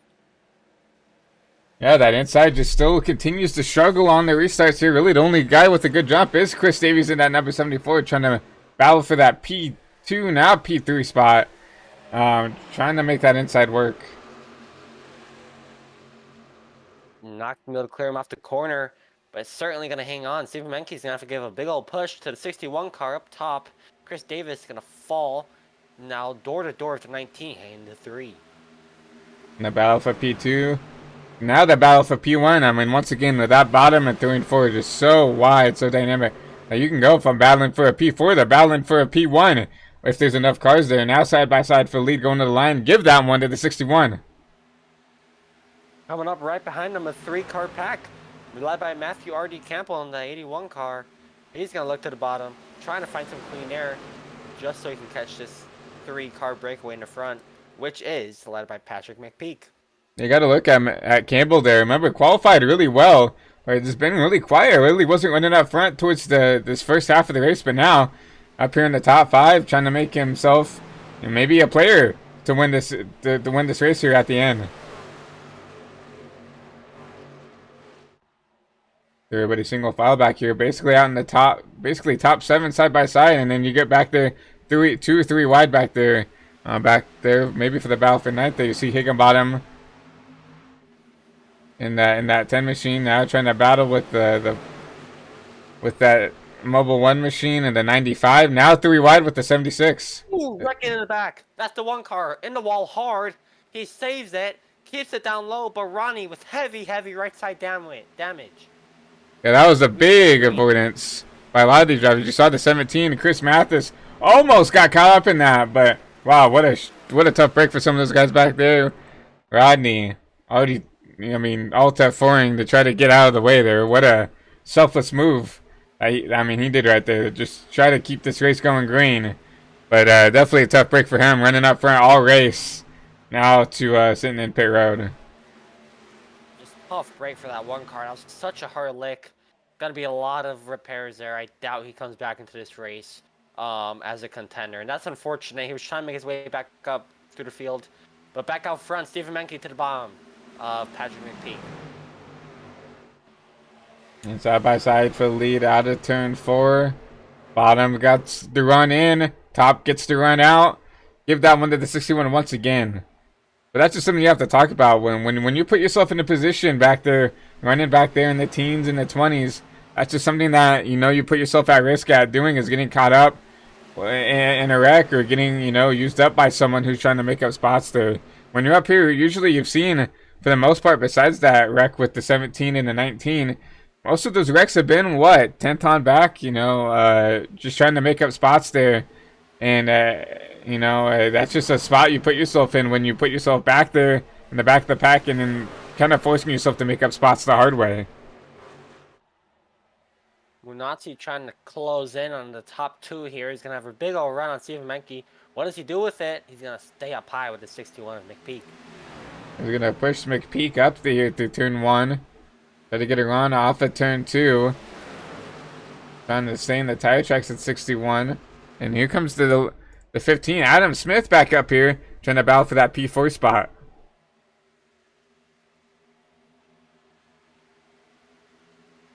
Hayden Higginbottom making his way back up. And trying to fight his way into the top 5. Chris Davis has fallen back just a tiny bit. Back out front, it looks like pack racing out front. It really does. Looks like kind of back old time COT racing. You see, basically tandeming back there. See the bottom trying to make a run on the bottom, and then you'll see the top get a little bit of momentum off the top and clear him. Not the best 1 and 2 for the 19. It forces the 15 to kind of go low, and the top's going to get another run out of the corner once more. Heavy side drafting down the backstretch. Stephen Menke was way up the track trying to side draft to 61, make it dead even in the 3. 61 with the advantage mid corner. Yeah, the 61 just really found to grow up there on the top, and really the only time that he gets in really a challenge is when we go into 3 and 4. Oh, 3 wide here. Here comes Majors through the middle. Can he make the move work? Oh, almost 4 wide. Adam thought better of it. Into 1. Stephen Menke should be able to slide up and clear Major. Major's going to clear the 61, and Menke's going to clear Major. So that just kind of tossed around your race lead here. And now you see Major kind of using up the 19, trying to get back to the top. That was a push almost gone wrong. Now Major is going to get left right back outside the high side. On top of the 61, Menke will slide up, try to give him some dirty air. Into the wall, actually, Major. Major into the wall. I think McPeak tried to slide up there, not clear. And I pushed the 23 up there. And now 3 wide for this P2, now P3 spot. Here comes Chris Davis back into the mix. Major had to check up real hard when he got into the wall. How about this? Back up into the top 3, that's Jared Ferrero. Yeah, where did he come from? Now up into the top 2. Caught up in 2 wrecks and now up here trying to battle for this lead. Yeah, 19's going to dive right back to the bottom there. Jarrett might have a bit of a run off corner. What does he do with it? He's going to look inside.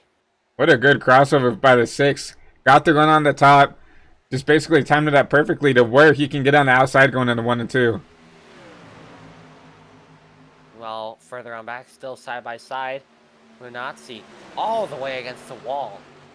61 of Patrick McPeak back outside. Adam Smith still struggling on the bottom. He'll have to side drive off the corner. I see Noah Hamilton making his way back up to the field here. Down a couple spots from where he qualified, but remember, kind of been a little bit of a chaotic race for him. Got put up into the wall, kind of lost a lot of time, but now up here in the top 10. Well, as I say that, under the wall again. Further out front, Stephen Menke still trying to hold on to the inside of Ferreira.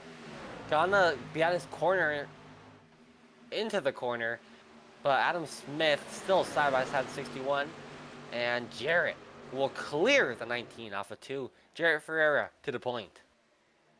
Jarrett doing a really good job running the top, trying to manage the gap to the cars out back, and it's so hard to keep the lead here with just how much the draft works. Without into it, you have to be in the truck. It's really hard to pull away.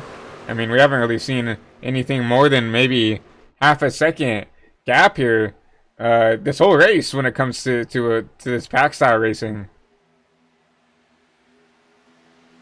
Yeah, I mean, this is basically how it has been all race. It's just very exciting racing, very chaotic. I don't know where to focus at, actually. You got cars running high, you got cars low, cars middle, everywhere. But right now, I'm focusing on the 6 car, who's still to the point. But here comes the 15 of Adam Smith to the inside of Menke. Adam's going to drive her all the way down the bottom, almost paint that white line, and look at the run he gets. Wow. What a move. Third, the first, in 1 lap. 6 right down to the bottom. Is he going to clear him into 1? Yes, he does. Jarrett takes back the lead, which was not held for a while by Adam Smith. Menke right back to the bottom as well. I mean, and this tractor shows how well it races and stuff. Such a shame that we don't go here in real life anymore. I mean, it's just such a great track for racing. You saw, I mean, the 15 right there, take the lead and lose it all in the same corner, just with how dynamic, how the top works, how the bottom works, how you can side draft, how you can do everything. It's such a great race track, and what a great facility.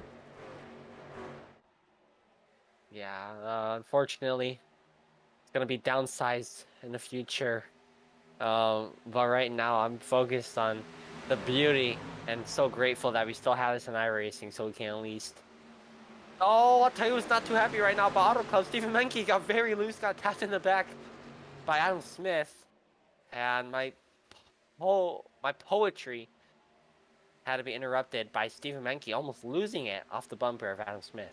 Yeah, but what a save by the 19, keeping that thing straightened out at least enough to not get wrecked. And now with that checkup from that, it's brought the whole pack here. Now we're back 3-4 wide again. Stephen Menke's gonna be able to recover. He's gonna hang on to P4. But I'll tell you who that benefited. 74 of Chris Davis right back to P2. Davis basically just ripped the wall, basically drove around that whole shabacle there, and said, well, if you're going to give me it, I'll take it, and just drove right around them on the top, took P2, trying to run down your race leader. Oh, he's going to run him down indeed. He's going to look right back to the inside of Jarrett. He's going to be door-to-door right into the corner. Once again, you're going to wrap that bottom. Try to do a little bit of a slide job, and not going to be clear. 6 with the run off the top. Yeah, he tried his best Adam Smith impression right there. Could not do it. Adam Smith, though, is going to bump Jarrett right to the line. Give that lap to Jarrett as we start lap 70 of the race. Now we're going to be side by side for that P2 spot. See the 15 all the way up there, rim riding on the top there. And you're going to get to see a really good run out of the 15. Oh, we're going to have to cross over the 74 if he wants to. No. We're going to push that 74 up to the leader. He's going to look right down the inside of Jarrett. It's going to be even with him into the corner. 74 is not going to try for a slide job this time. He will probably learn from his previous mistake, but he will slide up the track to try and side draft Jarrett right off corner. Here comes the 04 of Cody Porter again. Where did he come from? He's the master of just sneaking his way up through the field here. I haven't really seen him a whole lot, but up here now, trying to look to the bottom, trying to take the lead here. Not going to happen, though, as this 74 does a good job of pinching him down. 74 Chris Davis is going to give the 04 to draft, try and keep him even with Jarrett into the corner so he can't make a move. Does it successfully. Chris Davis still in the lead. Here comes Cody Porter right back to the bottom.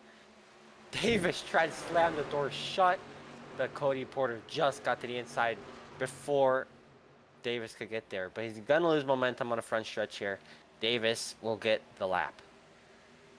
Yeah, I can imagine how frustrating it is to try to pass on the bottom there. I mean, you feel like, oh, I got the run, I got the pass made, and then just if he's running the top, he just gets you right back down the straight, and most of the time cleaves you by the time you get back in the next corner. So I can imagine the frustration from some of these drivers trying to make a pass here on the bottom, just to get it repassed back there, going into the next corner. Oh, he's still working that inside lane. You got to be wondering how these tires are doing for everyone. I'm not too sure myself. A full tank is 37 laps. This stint, it's getting there. Yeah, the guy with really the oldest tires in the field is your race leader. 25 laps on those tires, so only, what, 10-ish laps away from maybe green flag pit stops if we can get them. That would be beautiful to see. What's beautiful to see right now is Cody Porter to the inside of the 74, Chris Davis, and he's actually going to lead him in the 3. What a move. Cody Porter finally makes the bottom work, and he's going to actually slide up in front of the 74.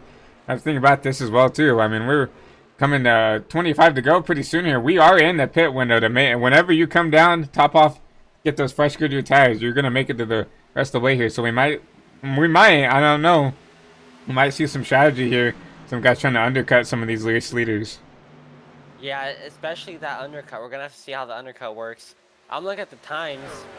I'd say the times, they're about 9/10 off what they're running in the first laps of this stage. So the undercut could get you almost a second a lap.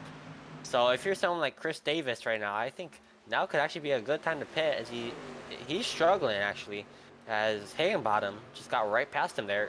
Oh, the wall. Got a little loose. I don't know if that was a bump or just him getting loose on his own. Yeah, passed him for the P2 spot. Going to get up into the wall. Now going to go drop back all the way back to P5. It might look like. But with this sideway, you are starting to see a little bit of separation throughout everybody. You're starting to see who used up their stuff a little bit too quickly starting to struggle versus some people who save their stuff and kind of drive up through the field here. And Nick Vasquez trying to get a little bit of a revenge tour going on here. Hasn't been seen that much in this current stint, but he's working his way back up to P5 currently. And man, it's so fun to see those drivers just really rip the wall and be that close up to their. I mean, for the fans at home, I mean, it's hard to show, but I mean, we'll see if Nick does it up here in 1 and 2. But they are quite literally inches off this wall here. Is the 15's going to do that? Oh, as we do it, quite close to the wall. I mean, it's just so fun to see these drivers go down. As we do have some drivers down pit road here, so we're actually going to get your pit road sticker toggler. We can grab it here. Yeah, McPeak was actually down pit road that time by. He's going to fall in right behind Chris Davis. And oh boy, he's going to drive right by him. So yeah, these new tires, they're looking fast already, Delgado. Yeah, I mean, the new tires, I mean, 2022, I mean, you see Chris Davis, who's just trying to hold on here. 28, now coming to 30 lap tires. I mean, we see someone like Majors and Steven Menke, 37 lap old tires. I mean, those tires have to be screaming that they need something bad. It's honestly a shock to see how old their tires are compared to me. I mean, Renazzi is still up there in the P6, really only you know, was still somewhat within striking distance of even the top 5, and here comes the 23. Yeah, right down pit road. Oh, who's that behind him? That's gonna be a 17 car falling right in behind him too. Chris Mathis has gone a little silent, actually these past couple of laps, but he's gonna get some new tires here. As green flag pit stops are starting to happen once again, we're in the fuel range of where whenever you pit, you come out, you just run. I wouldn't say you run as hard as you can, but you are good to go. And yeah, this gap that Porter has over Davis right now, if Davis were to pit at this current moment, I think Porter could wait at least 1 lap to react to it, as the gap across the line is going to be, yeah, 7/10. So I think Porter could actually wait a lap. He doesn't have to react right away to Chris Davis if he tries to undercut. But if I'm Chris Davis right now, I'm certainly thinking about the undercut. Yeah, Porter obviously with the freshest tires out of this bunch. You're starting to see it. I mean, this is the biggest gap by far we've seen all race. With those fresher tires, I mean, it's only, what, six laps, even if that. And you're starting to see him start to slowly pull a gap now. 8/10 he's got on the 74. How about that? Chris Mathis beat Munatsi Major right off pit road by a second. And that's crazy because they were down pit road together as more pitters. And you see the 23 back there trying to get around some of these slower traffic. So Math is doing a great job, you know, getting off pit road and even just managing the lap traffic. You see him getting around to 81. That just really shows the speed difference of these tires. I mean, he's just flying by some of these slower guys. Yeah, Cody Porter still out front, though. He has Chris Davis falling behind, actually. Gap almost a second now. Chris Davis, does he try and pit this lap? Is he struggling too much? Look at Jarrett in the 6th car going around the high side. And here comes Chris Davis. Chris Davis down pit road. Here comes Nick Vasquez as well. Going to follow him down pit road. So that's going to give 3rd to Higginbottom. Adam Smith still out on track. He's gonna take over that P4 spot. And really, Porter, he doesn't have to react yet. He is actually on the freshest tires out of the people who haven't pitted yet, so he can still hang out for a little bit. But does he react? We have to see. Chris Davis on pit road. It looks like you might be trying to come down pit road here. You're really using that pit road line, and here he comes. Here comes the race leader. 04, Cody Porter down pit road. That was close. You saw how loose he got on pit road, but Cody Porter in pit road almost wrecked it. And Higginbottom in suit. Higginbottom in. And now that's going to give over the race lead to Adam Smith here in the 15. He's going to try to run out a couple more laps. I figured that everybody would react to Cody. I mean, he's got the freshest tires, and you really have to go towards him, right? So Because if anything, you're going to be running slower than that guy on fresher tires, but still see the 15 out on track. He's going to get some laps under his belt leading, so we'll see how long this 15 decides he wants to stay out here. The left side's just going up now on Cody Porter. Where does he come out in front of Chris Davis? That's all that matters. He's off pit road now. Cody Porter Chris coming out of the Davis. pits, emerging Oh, up. he's going to clear him easily. Wow. Tell you what, Chris Davis just put in the lap of his little race. Got around Cody Porter by a mile. And now Cody Porter is the one, you know, we thought maybe he was the guy to beat with the fresh tires, but I mean, you have to react to the guys around you, right? Even though maybe you were running quick compared to the older tire guys, those guys have fresh tires, right? It doesn't matter how quick you are compared to those fresh tires. You have to react to those guys, regardless if you saved your tires better, because you see now, maybe faster on the older tires, but now very behind here, almost a second behind Munatsi Major up there in that 23 machine. I'm surprised. I mean, it was a second gap.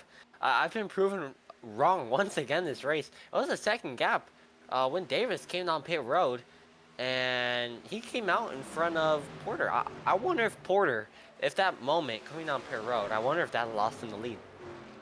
Yeah, that could be a big case scenario right there. I mean, you saw Porter giving everything he could to make up time on entry, and sometimes if you just overdo it just that little bit, it can cost you a lot of time there. Maybe that was the benefactor to the 74. Sometimes it's better to be safe than sorry. So, and you see now the 74 out up ahead. Oh, you see the 74 in the wall now. That's actually gonna be a big advantage to the 4, as now he's gonna start to reel him back in. How about the provisional leader right now, Jared Ferreira? Boxed 6 laps before Porter did, and he's up there, provisional lead right now. Again, Adam Smith, Noah Hamilton, Henry Kalhoff, and Joe Gibbons need a pit. But as I say that, Adam Smith on the apron. And Smith coming down pit road. Finally gonna give up that lead. Noah Hamilton now will take over your race lead. And with Henry Kalhoff gonna take over that P2 spot. Yeah, I didn't even really notice the number 6 up here, where he was. Provisional leader, I mean, he's got a 3-second gap on Mathis here. Obviously a little bit older tires compared to the Mathis. But not really actually. Mathis only 2-lap fresher tires, but you're gonna see someone like Cody Porter 4-lap fresher tires. But once again, almost 5 seconds behind her, this number 6 machine. Yeah, at this point, if you're Hamilton or Kalhoff, you just got to bring the car in at this point. I think the overcut, it's not going to work, I don't think, in my opinion, right now. It'll be good, maybe if there's a restart, but as I speak, Hamilton down pit lane. Yeah, I think what Henry's trying to do, I think he's just hoping for a caution to come out here. I mean, it's way past time for, you know, any type of strategy that it consists of staying out this long and just not going to win you the race. I mean, even the 6, right? I mean, he has an 11-second gap, but he's running almost, you know, half a second quicker lap. So, I mean, even with that, you're still going to get caught. I mean, half a second, 11 seconds, it's only going to take, what, 25 laps to get to you as here comes Henry.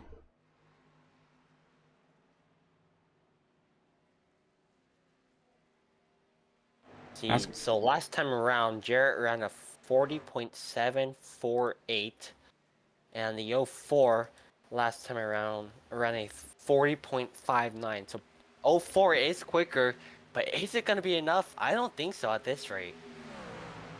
Yeah, a big advantage he does have, though, is he does have kind of a group of buddies, I guess, if you want to call it, that can kind of help get him to the leader, right? If they're smart, they can, you know, whatever they need to do, draft with each other, push each other up to that race leader. You see the race leader actually catching some lap traffic right here, the 61. Yeah, this is going to be very beneficial to Cody Porter, Munatsi Major, and Chris Mathis back there waiting patiently, 2, 3, and 4. As yeah, Jarrett is actually gonna have some trouble getting past the 61 here. At 61, not really pulling over to the side and letting him have it. I mean, Patrick, to be fair, 1 lap down, trying to stay 1 lap down. If he gets a caution, that can potentially save his race. So we'll see if the 6 can get around him. But we know the 61 right now. This is basically his race on the line. If he goes 2 laps down, that's, staying 1 is a lot more beneficial than going 2. Usually when you go 2 plus, I mean, it's a hard way to climb out of this, especially coming to 10 to go here. Last time around, gap was 2.777 seconds.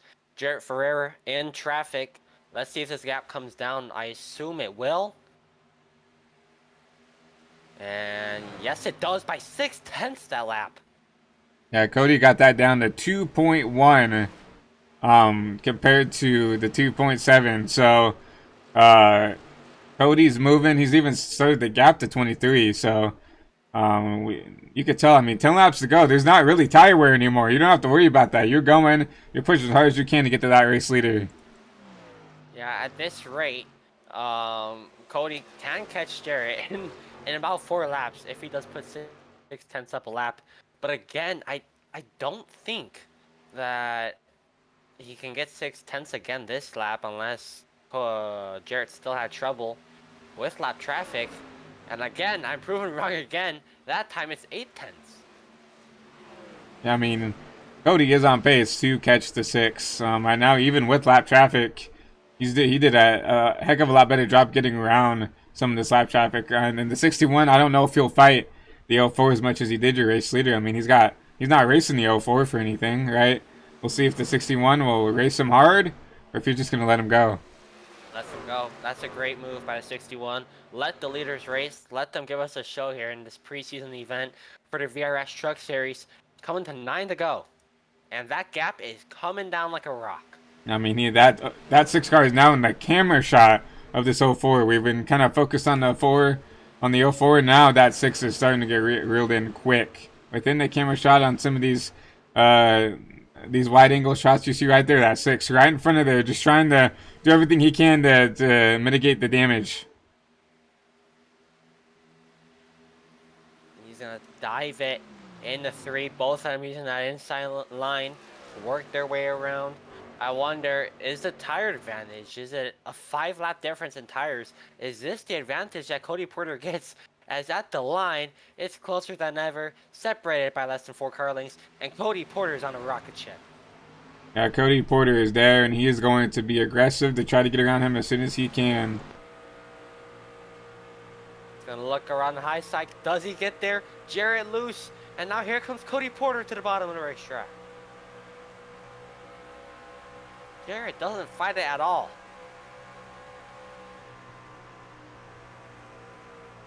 What a move by Cody Porter. And he has to lead this race. Wow. Power move.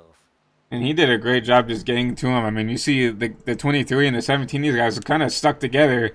Have not been able to make that much time up compared to that 04. All kind of pitted together. And that just shows, how much Cody Porter can get out of that racetrack. Caught him in a quick, passed him in a quick with 5 laps still to spare. I wonder if Munatsi can pull off something here. Chris Davis back in the P7 position. He was P2 with Cody Porter. I wonder what's happened with the 74 truck. Obviously lost some speed there. But it's Cody Porter to the point in punto. Yeah, Cody's still continuing the gap, everybody. I mean, he ran a 40.0 that last lap. We'll see what he runs now. Yeah, 41.0 versus even the Monazi's 40.1. So, actually, scratch that. He just ran at 40.2. So, Monazi a little bit quicker. About 200ths off. Maybe getting some draft from the 06. Yeah, if he wants to chase Porter, he has to clear the 6 ASAP. What does he do? He's going to look low while the 6 stays high. And here comes Chris Mathis back into the picture. Does Chris Mathis try and help Major get back up to Cody Porter? Almost contact off the corner between P2. And you're going to see the 17 work with the 23. They know that 6 car is just trying to mitigate damage. He knows that they cannot work with them. They need to get past them as soon as they can to try to run down this leader. It looks like the 23 will get past. It looks like the 17 might have a little bit of issues getting around the 6 here. See, that time by, Porter was definitely quicker by about a tenth. So gap 1.3 seconds to first and second. Cody Porter, he's living life. And now that they got around the 6 for the most part, these guys have to work together if they want a chance, right? Coming forward to go here, they have to make a plan to get to your race leader. They cannot fight it out for this P2, P3, P4 spots. They need to work together, get to your race leader, and do exactly what Nick Vasquez is not doing, trying to race these guys. Yeah, it's not going to work if they do it like this. That gap got even bigger that lap. Delgado, Cody Porter is setting in lap times like he's in a SpaceX rocket ship right now. This is crazy from Cody Porter. See, the 30 just kind of not giving the 17 a lot of room. It looks like the 17 not going to give the room back. Ooh, here comes Higginbottom on the inside. You're going to see a huge block from the 30 to the 10 machine. And I'm a little dumbfounded that they're racing this hard. Oh, I'm sorry. I'm sorry to cut you off. Hold the phone. Cody Porter lost about a second to P2 that lap. Yeah, I think I saw him. Major to the point. Yeah, I think I saw the Porter get into that wall a little bit. You see him really ripping the wall here. And, I mean, it's so easy to make a mistake, especially coming out of 1-2. It's just a little bit of a tighter turn than it is in 3 and 4. But you saw, I mean, you're starting to see the 04. Yeah, using the bottom. You saw the mistake that he made, trying to maybe switch it up. I mean, he cannot give it up here. Yeah, it's too late to make a mistake. It's all perfection from here. Let's see if this gap gets a little larger this time around. Yes, it does. 3/10. So Porter, big sigh of relief, just hit the wall a little bit. Nothing terminal. Still keeps his lead by a second and a tenth. Meanwhile, P3, Higginbottom around the outside of Chris Mathis, and he gets it done. Oh man, I just feel like Munatsi just feels like if these guys wouldn't fight each other, they could actually go up there and maybe make a charge here. But even if they try, now I think it's too little, too late. Oh, you see the 30 into the side of the 17. Starting to see some fenders getting used. Trying to, I mean, I think they know now that their time's up. They're just trying to race for position now. But they're not going to catch your race leaders. You see Higginbottom to the bottom of the 23. Yeah, it's go time. It's the white flag lap. P1 most likely decided. P2, anything's on the table. Higginbottom to the bottom of the racetrack. Higginbottom with a good 1 and 2. I think he's going to clear the 23. Oh, Will the beautiful. 23 have another run to go to the bottom? He's going to have to take it if he has anything. Come on, use the apron. Use the apron, Major. Use the apron. Ah. Major elects to use the top. He's going to get a good run off. It's going to be enough. I don't know, Delgado. He's falling back quickly. Well, coming out of turn 3 and 4, the 04 is going to kind of surprisingly take the win away here.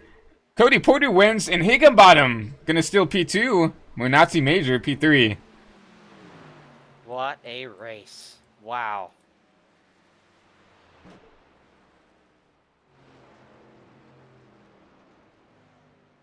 That was definitely a fun one to call. I mean, that was just such a great last couple of laps there, right? We thought that maybe the 6 had something going where he short pitted and maybe had a big enough gap to maybe, sneak in a win here. But unfortunately, the tire advantage just not what we thought it would be.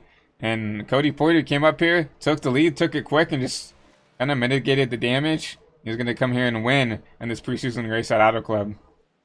Yeah, if this is what the season is going to look like, guys, you're going to want to stay tuned because, I mean, just incredible. We saw a great green flag run at the end. A lot of chaos. Good old 5-wide racing. And to top it all off, that 04 Express Elite truck is going to bring it home in victory lane. And here comes the burnouts. Well-deserved burnouts for Cody Porter. I mean, qualified P2. Kind of ran up towards the front for the most part of the race and come out here. Great strategy call for him. Not only had the fastest tires, remember, he had the fastest long-run car before that green flag pit stop. And then came out here, pitted a little bit later. Then some of the other guys came up here, drove his way up to the lead, and comes here and claims the checkered flag.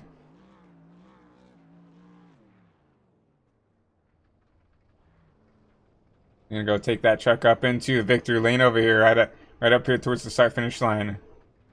I think. No, he's gonna continue to Yeah, burn it no. down. Uh-oh, he's gonna be in a wall here. Ooh, saves it. Ah, look at that 180. I'm getting stuck in the grass now. Rained earlier. Yeah, he is gonna park that thing in victory lane, but while we get ready to get your top 3 interviews done, we're gonna go ahead and take a quick commercial break. Get everybody into the VC and get ready to go here.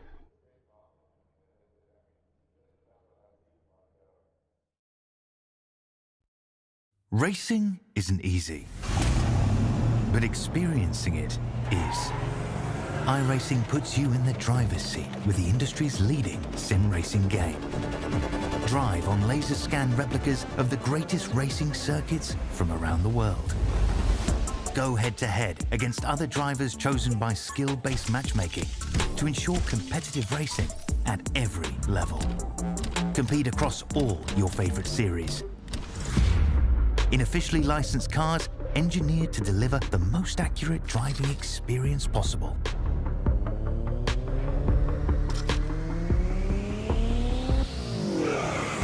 Join a race or host your own with players from across the globe. Race against the computer or in a league with friends. Feel the thrill behind the wheel. Visit iRacing.com.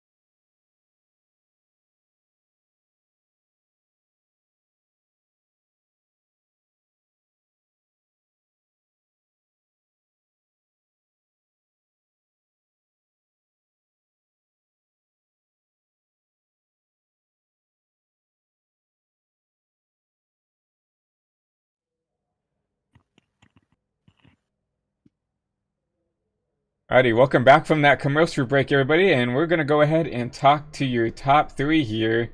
First, we're gonna be starting off with Munatsi Major here in the 3rd place. Munatsi, you got a copy? Yes, I do. Well, definitely a relatively pretty chaotic race for you. Kind of weren't really, I would say, not towards the front as much as we expected you to the first half of the race, but towards the end, kind of started to shake it up, and we're up here in the podium position. So just walk us through your race. Walk us through, especially that green flag pit stop. Yeah, so I'm not really great at qualifying, so it kind of had bad track position to start out. But it ended up working out because I was able to see like what racing in the pack was going to be like. And I realized that it was kind of difficult to pass, and so track position was definitely going to be a premium towards the end of the race. And so we kind of modeled our pit strategy around that. Luckily, we were able to get a pretty decent green flag run in that last stage. Um, had my spotter Dallas Pataska. He was walking me through everything. We were able to come down pit road, jump ahead of a couple people on a short pit, and then I ended up coincidentally coming out right with my teammate Chris Mathis, and we tried to draft up to the front. Came up one spot short, but over or two spots short, but overall a pretty good race.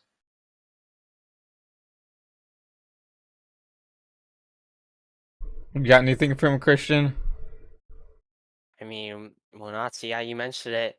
Not a great qualifier. Can you just explain to people at home? Obviously, like, how much qualifying, in your opinion, how much does qualifying affect one's confidence or momentum heading to the race? For you at least. I don't know if it's so much a confidence thing. I think it's just kind of the importance of that track position. Um, I know once I get into the race and I start to get into a rhythm, I can kind of try to start to gain some of those spots back, but it definitely makes it a lot more difficult on yourself if you're starting towards the back. So track position is definitely really important, especially in these cars. And luckily tonight it ended up falling in our favor. Well, congrats, Munatsi, on P3. That's all for me. Yeah, before we let you go, Nazi, anybody you want to shout out? Any sponsors, friends or family watching at home, or anybody you want to shout out for this P3 finish?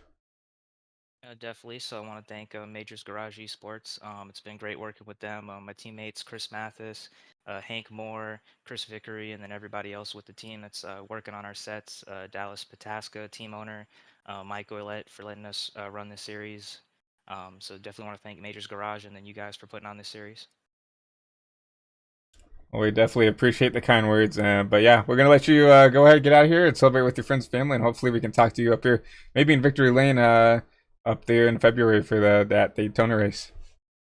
Hopefully. Appreciate it. Yep, thanks a lot.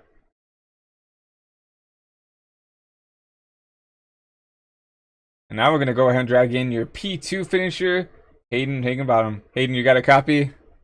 Yes, sir, I do.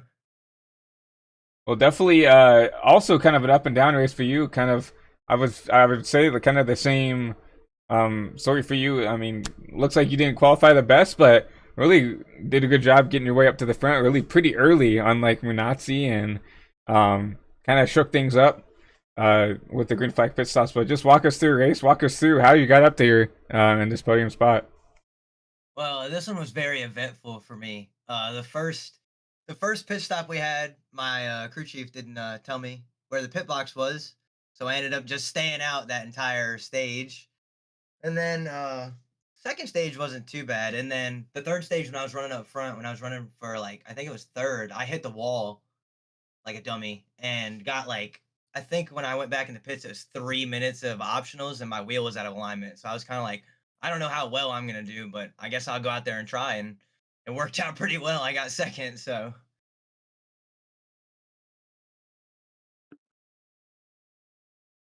Yeah, so walk us through like when you bent that wheel was with no fast repairs. Is it something that with no fast repairs and with how much track position that you could potentially lose? Was there even a thought in the mind of I'm gonna have to sit in here and fix this, or was it just like, well, we're gonna have to deal with it?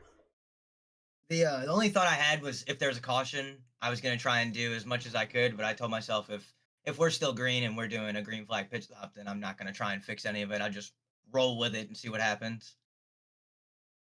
That's definitely interesting. Christian, you got anything for him? Nothing for you, Hayden. I'm just really glad you were able to rebound there. It's fun watching you. Thank you, I appreciate it. Well, Hayden, before we let you go, once again, we're gonna leave the floor to you. Is there anybody you want to shout out, thank, any fans or fans are at home watching? Anybody you want to thank for this P2 finish? I want to thank Tipton Harden Motorsports for letting me drive and giving me apparently a pretty damn durable truck. So thanks to them. And that one was for my dad who passed in August. So I'm doing this whole season for him. So it's good to start off the season right. That's beautiful. beautiful. Sorry for your loss, Hayden, but Thank you guys. Yeah, very Not deep. to dampen the mood or anything, but No, I'm a little. It just made me upset. no, we all right, man. Appreciate you guys. Deepest condolences with your father, but yeah, we're gonna go ahead and let you go out there, celebrate with friends and family, and yeah, hopefully once again we can see you up here in an interview, maybe in Victory Lane sooner or later. Hopefully. Thank you guys. Thank you guys for hosting and stuff. Yep. Appreciate it. Thanks a lot. Thank you, Hayden. Lastly, we're gonna bring up your race winner, that 04, with that great strategy call at the end, Cody Porter. Cody Porter, Cody, you got us. Yes, sir. Well, very, eventful race, but in a good way for you, right? Qualified P2, kind of up front all race, and had a little bit of a different strategy call there at the end. But walk us through your race, walk us through that last green flag run, and walk us through what was going through your mind to get you to victory lane here. I know I just wanted to save my tires the entire race. I had a feeling most people would try to burn up the right front or the right rear, and I just didn't want to do that. It led to some sketchy moments where people were putting people 4 or 5 wide at points. But we survived. We got to the last stage where I knew I could stretch it really long. So I put myself in the back, saved a little bit of tire, pushed to the front, got the lead, and then I think I pushed an extra 2 laps more than everybody else. And then I think we ended up finishing a second ahead of everybody else, 2 seconds ahead, and even took down the wall at one point, I think. Yeah, we Yeah, I certainly remember you getting the wall. I was a little worried. I thought you lost some speed or something. I was getting excited. I thought P2 was catching you there, but obviously very fast. Was there really any complaints today with your car? I don't know. I have a pretty dialed in setup. Can't complain there. And I had a regiment. I knew exactly what lap I want to go to the top, and that was the lap I went to the top. And I kind of misjudged my braking point and took down the wall with me. But didn't slow us down too much. We kept on trucking and pulled back out. Well, definitely a pretty dominating performance for you towards the end there, really running down the 6 and doing it in a quick fashion, right? You definitely were the first guy to get to them and to him, and really left a gap behind to the guys behind you, right? You kind of came out with a group, put a gap on them, ran down the 6, and now you're sitting up in here in victory lane. For sure. It was a ton of fun. I love the trucks. This league's a ton of fun to race in. Well, yeah, I definitely agree. It was fun to watch here and fun to call. But before we let you go, anybody you want to shout out? Any friends, family, sponsors? Anybody watching at home that you want to thank for this one here in the preseason? I got to thank Outlaw Speedco. Setup was great. I got to thank you guys for the stream. I got to thank Moonshine Motor Club for the ride. They gave me the ride for this season. And again, back to you guys. I can't wait to watch the stream back and see any mistakes I may have made. And then hopefully you guys are here for the rest of the season too, so we can learn each other. Be fun. And we will be back here at least for the truck series. Maybe some more opportunities. We did a few truck races last season for you guys, and I did a couple of one-off cup series. But yeah, we'll be here for the whole truck series, maybe for some more stuff. But definitely appreciate the kind words, and we'll let you get on your way for some celebration here, and hopefully we'll see you in victory lane. Maybe up here in February for a couple races. For sure. Appreciate you guys. Yeah, thanks a lot, man.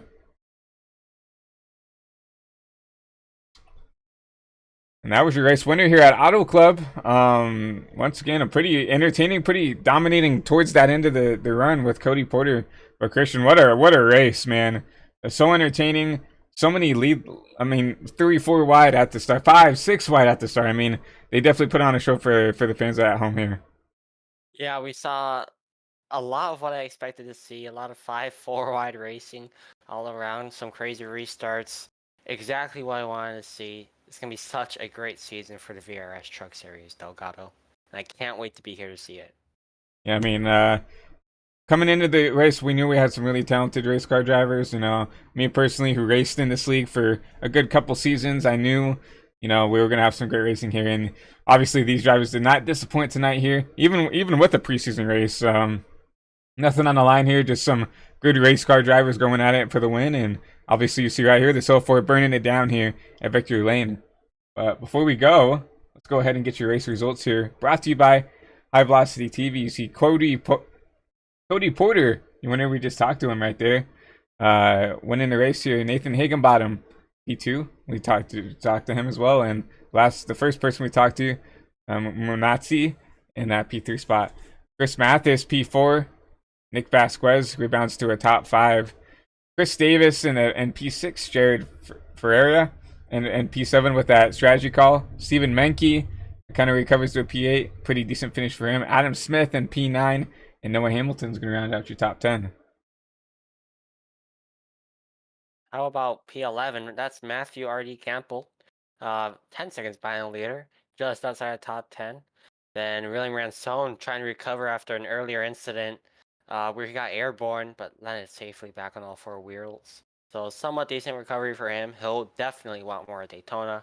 P13, Chris Vickery in the 24. Didn't hear much of him today.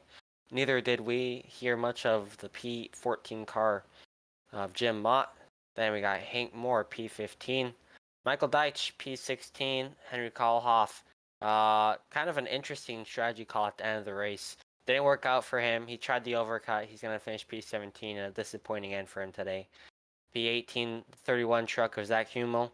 P19, 17 truck of Patrick McPeak, who looked promising in the, I would say, the 60 to 70 lap range. He was actually running out there in P2. He's going to finish 2 laps down. Just, again, another disappointing end for a 17 truck. And then running out top 20 is the 8 truck of Joe Gibbons.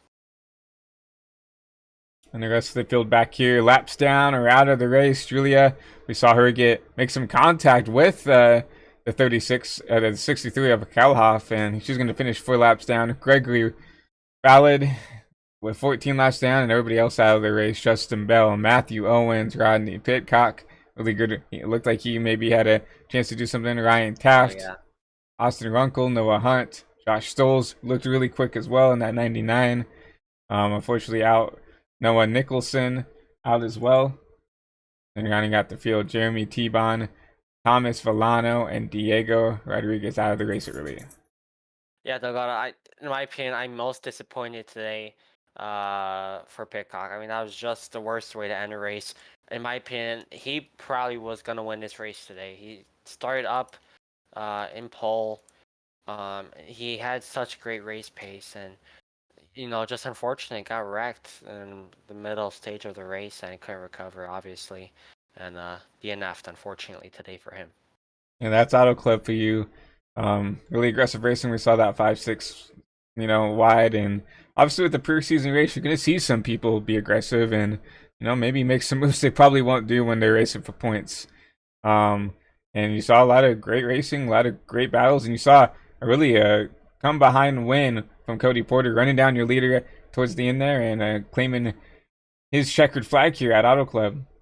But besides that, I think that it's time to wrap up everything here in night time from 8 over here at HVTV. But for me and new HVT member Christian Zarate, I hope everybody has a great rest of the night and enjoys the rest of their Monday night and enjoys the rest of the week. Once again, if you're new to HVTV and looking for some broadcasting, make sure to email us over at hvtvbroadcasting@aol.com for any resources or any potential offers that you are looking for us to do. But besides that, guys, hope everybody has a great rest of the night, and we'll see you guys for the regular season back here. I believe it's on February 17th at Daytona. So once again, hope everybody has a great rest of the night, and we will see you guys soon. Good night, everyone.